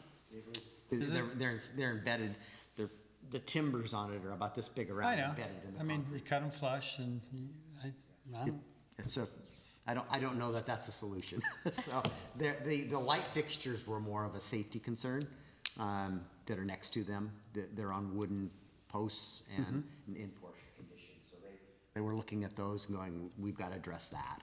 And there's other things that they're going to do for beautification. What about the notion of putting a site plan, if you will, of the new breakwater, so when people are walking the transient marina, they know this is not. That wasn't part of our conversation on Friday, so. Right. Well, if that was sent on, if that letter was sent on, then they saw it. Yeah, one of the things we identified, we built them a beautiful dumpster enclosure on the end of our generator, and they're not using it, and they didn't know that's where their dumpsters were supposed to go. So, so there was an easy fix there. So, and they've got 3 dumpsters for trash, 1 for recycling.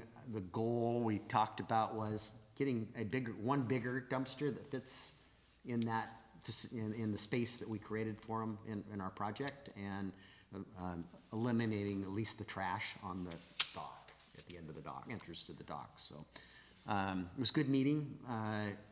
Got the input from the merchants, what they want to see, and a number of, I think we're going to take the existing benches down there and repurpose them, and then put smaller, not benches, picnic tables. The picnic tables that we have on the pads on the grass, remove those because they're big and long, and put 2 picnic tables on each one of those pads.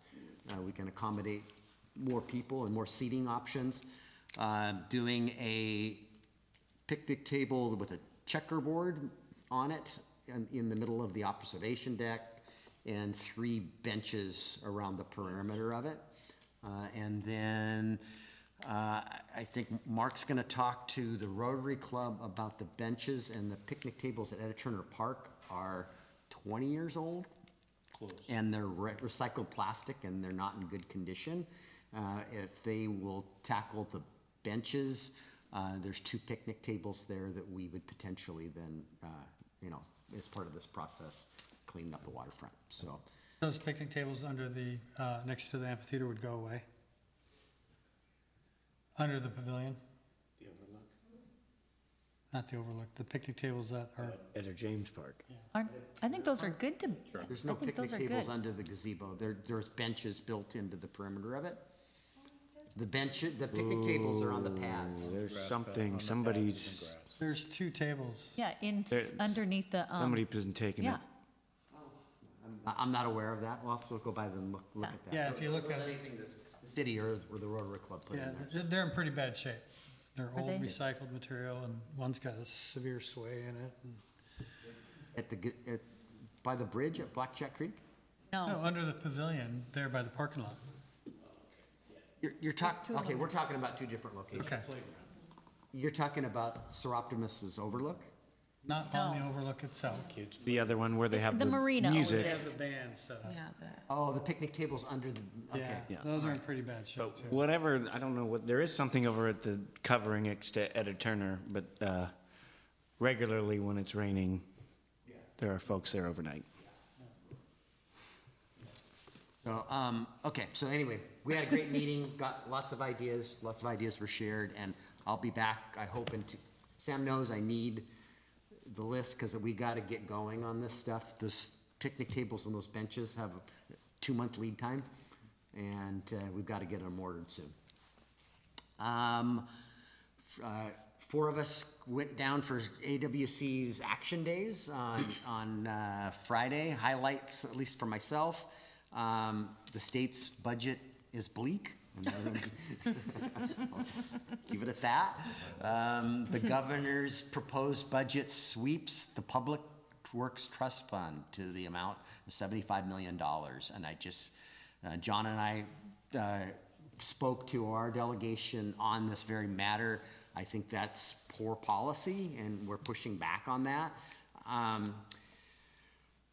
Some are already conceding the fact that the trust fund will be swept and are trying to negotiate a deal that the sweep is delayed, because if the sweep is delayed, if they do it at the end of the legislative session and sweep those funds, there's 36 projects that have been awarded to cities that would be clawed back, and that would be horrible to think that your project got funded and now it didn't get funded. So we are planning on using the Public Works Trust Fund for our Gold Clifton Water Main project, and the difference in interest rate from what NOAA can get in the bond market to the Public Works Trust Fund is about 2%.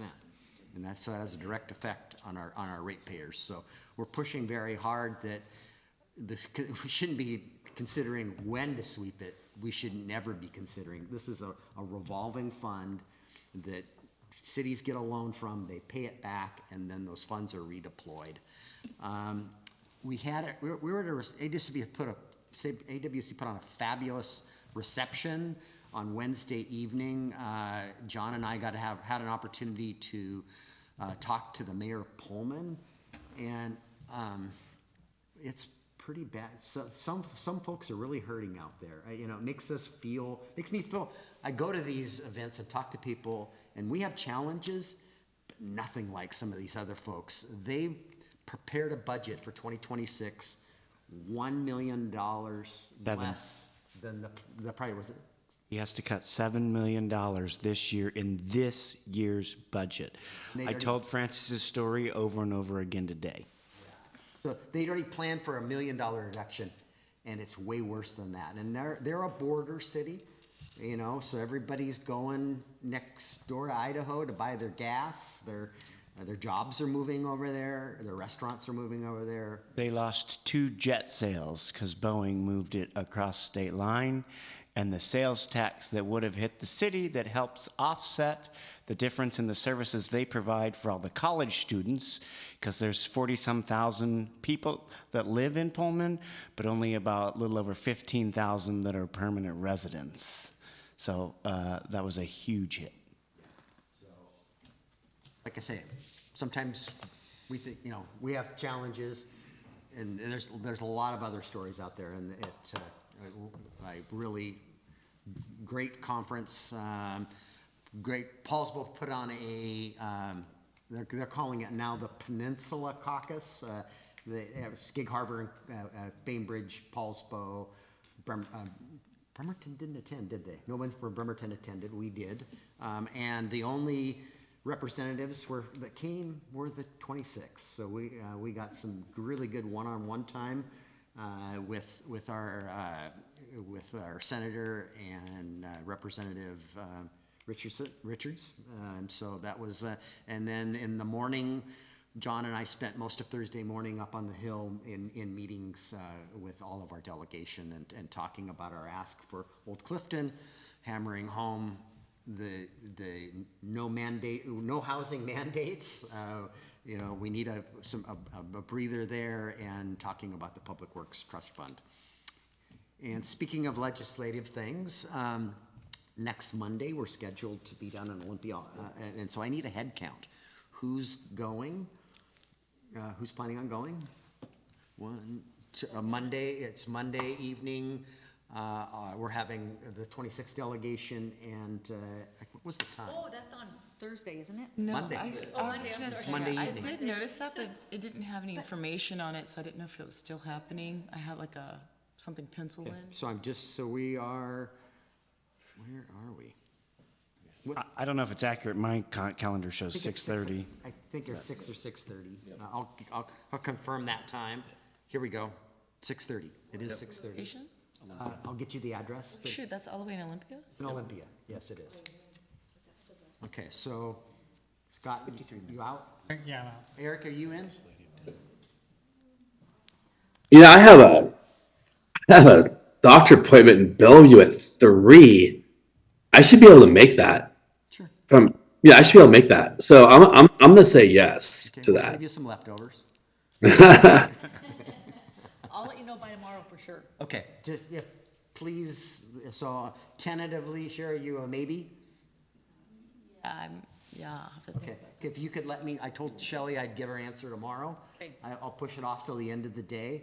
I mean, I'll say yes now. I'm just saying, y'all know I have young kids, so. It's a yes until it's not. Six of us, are there any dietary restrictions? Yes, gluten-free, dairy-free. Okay.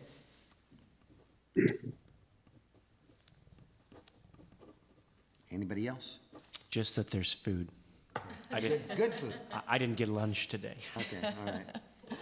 All right, moving on. We wanted to talk about potential dates for town hall meetings. Did everybody bring their calendar? Okay, so, and somebody threw out Thursday, so I focused on Thursdays. I like Thursdays. Okay. And so I went spring, summer, and early fall. And so the first group of dates I've got, first one is March 26th, followed by April 2nd, 9th, or 16th. So any of those dates not work. I'm sorry, say that one more time? March 26th, April 2nd, April 9th, or April 16th. Tell me what, if any of those dates don't work, and we'll eliminate. What is I this like for? April 2nd. Having a, Oh, don't work. tell me what doesn't work. Yes. 26 does not work. Perfect. I didn't offer you the 26th, so that's good. You said March 26th. No. Yeah, you I'm did. sorry, I did say March. Yeah, you did. I was gonna say. Okay, so now we're to April. April 2nd, 9th, or Yes. 16th? I can do Yes. that. Yes, all of them. Prefer the second. For the Second. Second. You're in the second? Second? Second. the second. All right, we're gonna go with the second. All right. Look how easy that was. And somebody said it couldn't be done. That's also the day of the key to annual meeting. I So I know saw this that. body normally goes, we get a It's table. over at 1. It is, I'm just saying, Yeah. just for Yep, it'll be a long day. Ooh, this is our first town hall, you mean? Yes, it is. We'll get to the locations. Listen, we'll work on dates first. Yeah. One thing at a time. I like June, now I'm looking at June, 4th, 18th, or 25th. Any of those dates not work for anybody? gotta hold this time already for the first. Yeah. You're still working on putting the first one in. Yeah. Is this for another second one? It's I'm thinking we're gonna, 3 this year. Spring, summer, And and fall. I'm sorry. Fall. And well, we talked about something downtown, something out towards Bethel, and something in McCormick. Okay. I'm sorry, did you say, June what? 4, 18, and 25th. Good for all. Oh, well, June, no, that would be okay. Any of those have a conflict, Eric, you think, or is it, I like the Nope, fourth one. I'll make it work. you don't like the 4th? No, I like the fourth. You like the 4th. I'm hearing now we're to what we like. Nobody spoke up against June 4? Everybody good with June 4? Mm-hmm. Okay, I like it early done. on. Now we're to September. Nope. Yeah, so I was still trying to key in the other one, so. We don't all have to make them all. It's, I know, but I'd like to. I know. All right, everybody looking at September. September. I was available every Thursday, 3rd, 10th, 17th, 24th. Not available 24th. Not available There's something 24th, going on okay? What were the dates again? 3rd, 10th, and now the 17th. I like the 3rd. I kind of like it. I like I the like meeting. That's the cadence of that now, is the first Thursday. I like. Yeah, I'm kind of liking that. Yeah. Yeah. Me too.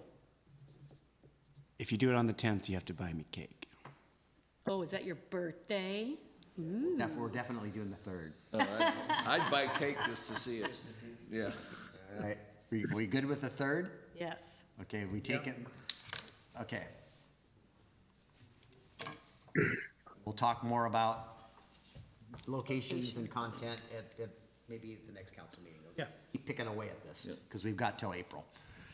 All right, Ooh, that was good. that is the mayor's report. Well, Mayor, before you finish, And since you have calendars open, have we, and maybe I've missed this, have we narrowed down a retreat date? We haven't, but how about we do that next time? Okay, because we need. First I'll scour my calendar. No, but I'm just saying, because Okay, we're so getting there. historically, we've done them on a Friday. Some of you have work challenges that, are we comfortable still doing on a Friday? Probably slightly more than a half a day is what we've done in the past. Depends on the Friday. Okay, so I'll come back with some dates in part of my next mayor's report for. Appreciate it. Thank the you. spring, I would think. Why don't we Mayor, I keep would it on say a that if- Thursday, If not a anybody's Friday? interested in a Saturday, let's consider that too. But, I'm never okay with Saturdays, those are No. my Okay. days. Yeah, me either. all right. Plus, well, that's the that farmer's settles that. market. Days. That's fine.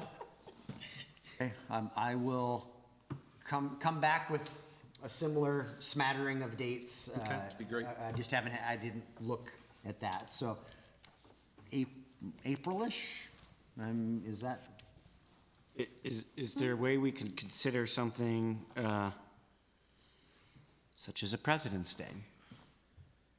I'm okay with it. That'd be a Monday typically. I'm out of town. But Are you- everything's okay, all I just- closed here. I'm trying to think of other ways that other people don't have to take off of work. I appreciate that. I don't have a problem taking off work if that's Okay. what is best for the group. Typically, it's been, we start about 9, we, work a little past lunchtime, and then we cater in, box lunch. I of was some gone sort. the last week in April. You're gone the last week in April. Yep. Okay, so it's really a bit, we've got the biennial budget, it's driving the budget process and getting priorities, so there's no rush to do it this spring, so maybe dates in May, June? I I'd was thinking still go a with April. little sooner is You better. weren't available in April. No, just the last weekend in April. Oh, last weekend in April. Yeah, Okay. April's good And otherwise. I would hesitate you going past June with, Okay, let's- with Yeah, for just sure. FIFA going on and all the things in life that just, I think April's a good. it's gonna get crazy. Yeah, we don't want to go past that. That's With the work studies leading up to that, kind of talking about Yep. how we can get there with ideas from that's council my members. calendar more. Let's see. Okay, I made myself a note. Thank you. All right, department heads. Mr. Ryan? Good evening again. I'm sure everybody at this point has heard about the WashDOT fish crossings, that they're removing fish barriers throughout the state. It's a federal requirement. There is a fish crossing, they call it Site J, that is near our industrial park on SR 16.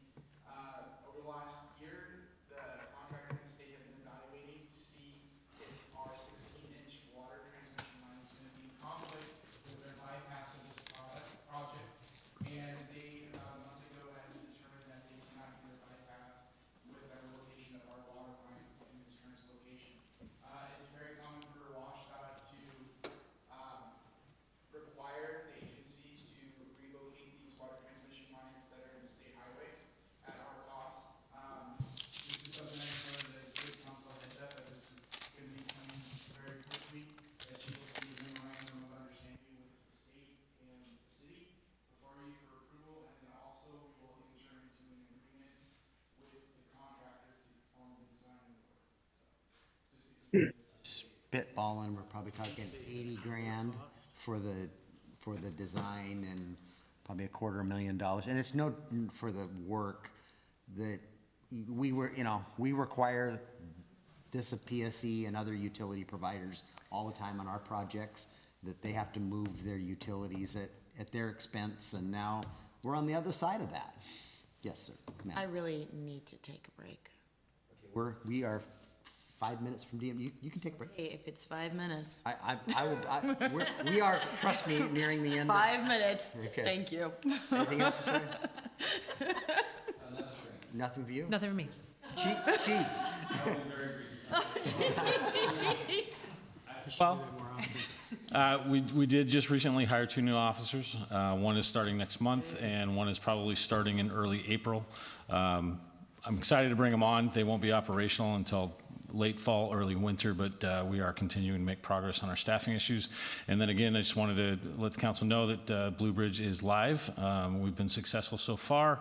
We're still awaiting the debit cards for the officers. We expect that by the end of the week, but we've done a lot of social media outreach. When I get back from vacation, we're going to be meeting with Rotaries and Chamber and a bunch of other groups throughout town, and we will make sure to not only share our success stories here in council, but we'll be doing a lot of outreach with that as well. Thank you. Blue Bridge Alliance, bluebridgealliance.org, and I'm challenging everybody to do $100. I just wrote it in my to-do list. It's awesome. So, New hires and not experienced? No, they are brand new. Councilmember, go ahead. so I was talking with the chief a little bit about this earlier. $100 is good for a month with one officer, more or less. It might be time dependent, might be season dependent, but that's about how much an officer can expect to spend with their card, I guess, credit card or whatever it may be. But that's more or QR less. codes over there to help you with that transaction. I've done it. Okay, I'm trying to get us done it. out of here in 5 minutes. Ms. Wallace, she has nothing. Look at that. Look how fast this is going. Yes. Yeah, we have our second citizen comment period. The council chambers are packed. Mr. Bond has his hand raised. He has a staff report from Canada, Yes. I think. Real quickly, Jim Fisk sent an email to both the Economic Development Committee and the Land Use Committee. I know Jay mentioned the Land Use Committee coordinating meeting times.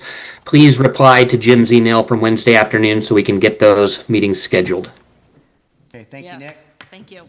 All right, go to the order. Short and brief. Thank you, Mayor. I spent another day down in Olympia lobbying on our behalf and everybody's behalf when I go down there. If you haven't taken the opportunity, I would highly suggest that you do, whether that's during session or when you go down with us next Monday. But we are changing people's minds daily, and it really does impact what happens in this entire state. In fact, we made a change of heart today that will probably impact a piece of legislation that wasn't going to happen, that's now going to happen. So it does work. Please engage. Okay. I want details later.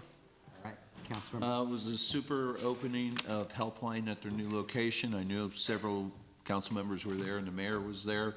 I dropped off a flyer for their event on February 7th, if you can go, and that's it for me. Okay, Councilmember Warden, I see your hand raised. Go ahead. It is. Councilman Morrissey and myself, we're talking. Sir, I'm sorry. Y'all are gonna have to wait now. Okay. You get. I'm not going to wait. I'll just continue. Yeah, so. Go to the order. Yep. So, John and myself been talking about what we're calling a town hall, and we would like to try to figure out. We know how we would like to do the town hall. What our thoughts are. We kind of want to stick with it, which is possibly having the council members discuss the agendas, topics, but kind of do it off of the committees, So each committee member, if that's their topic, they can discuss it. Might be out of their comfort zone, but it's kind of what it's about, is try to break us out of our comfort zone a little bit as well. So we want to get together and figure out the agenda. Were we thinking we're going to do that in a work study, or should we pick a person? Offer February's work study for that. February's work study for that? Okay. All right. Yeah, work study sounds good. Yeah. That'd be better than up here at the dais. Yeah, I agree with that. So, okay, so we'll put that on February's work study to pencil it out. Sounds good. Cool. All right. Our meeting, anything else from anybody? That's all I have. Thanks. I did. Nobody there? There's nobody in, the room's packed. Okay, anybody online wishing to testify or to comment to the council, please raise your hand. And I see no hands raised. Brandy, you see any hands raised? All right. Okay. Our meeting is adjourned. All right. So Eric, go to the order is we're going to talk about the format of the town hall meetings at the February work study. Okay. And we're adjourned. Record. Was the bidder for engineering services. Did you follow the MRSC small roster discussion? A little bit.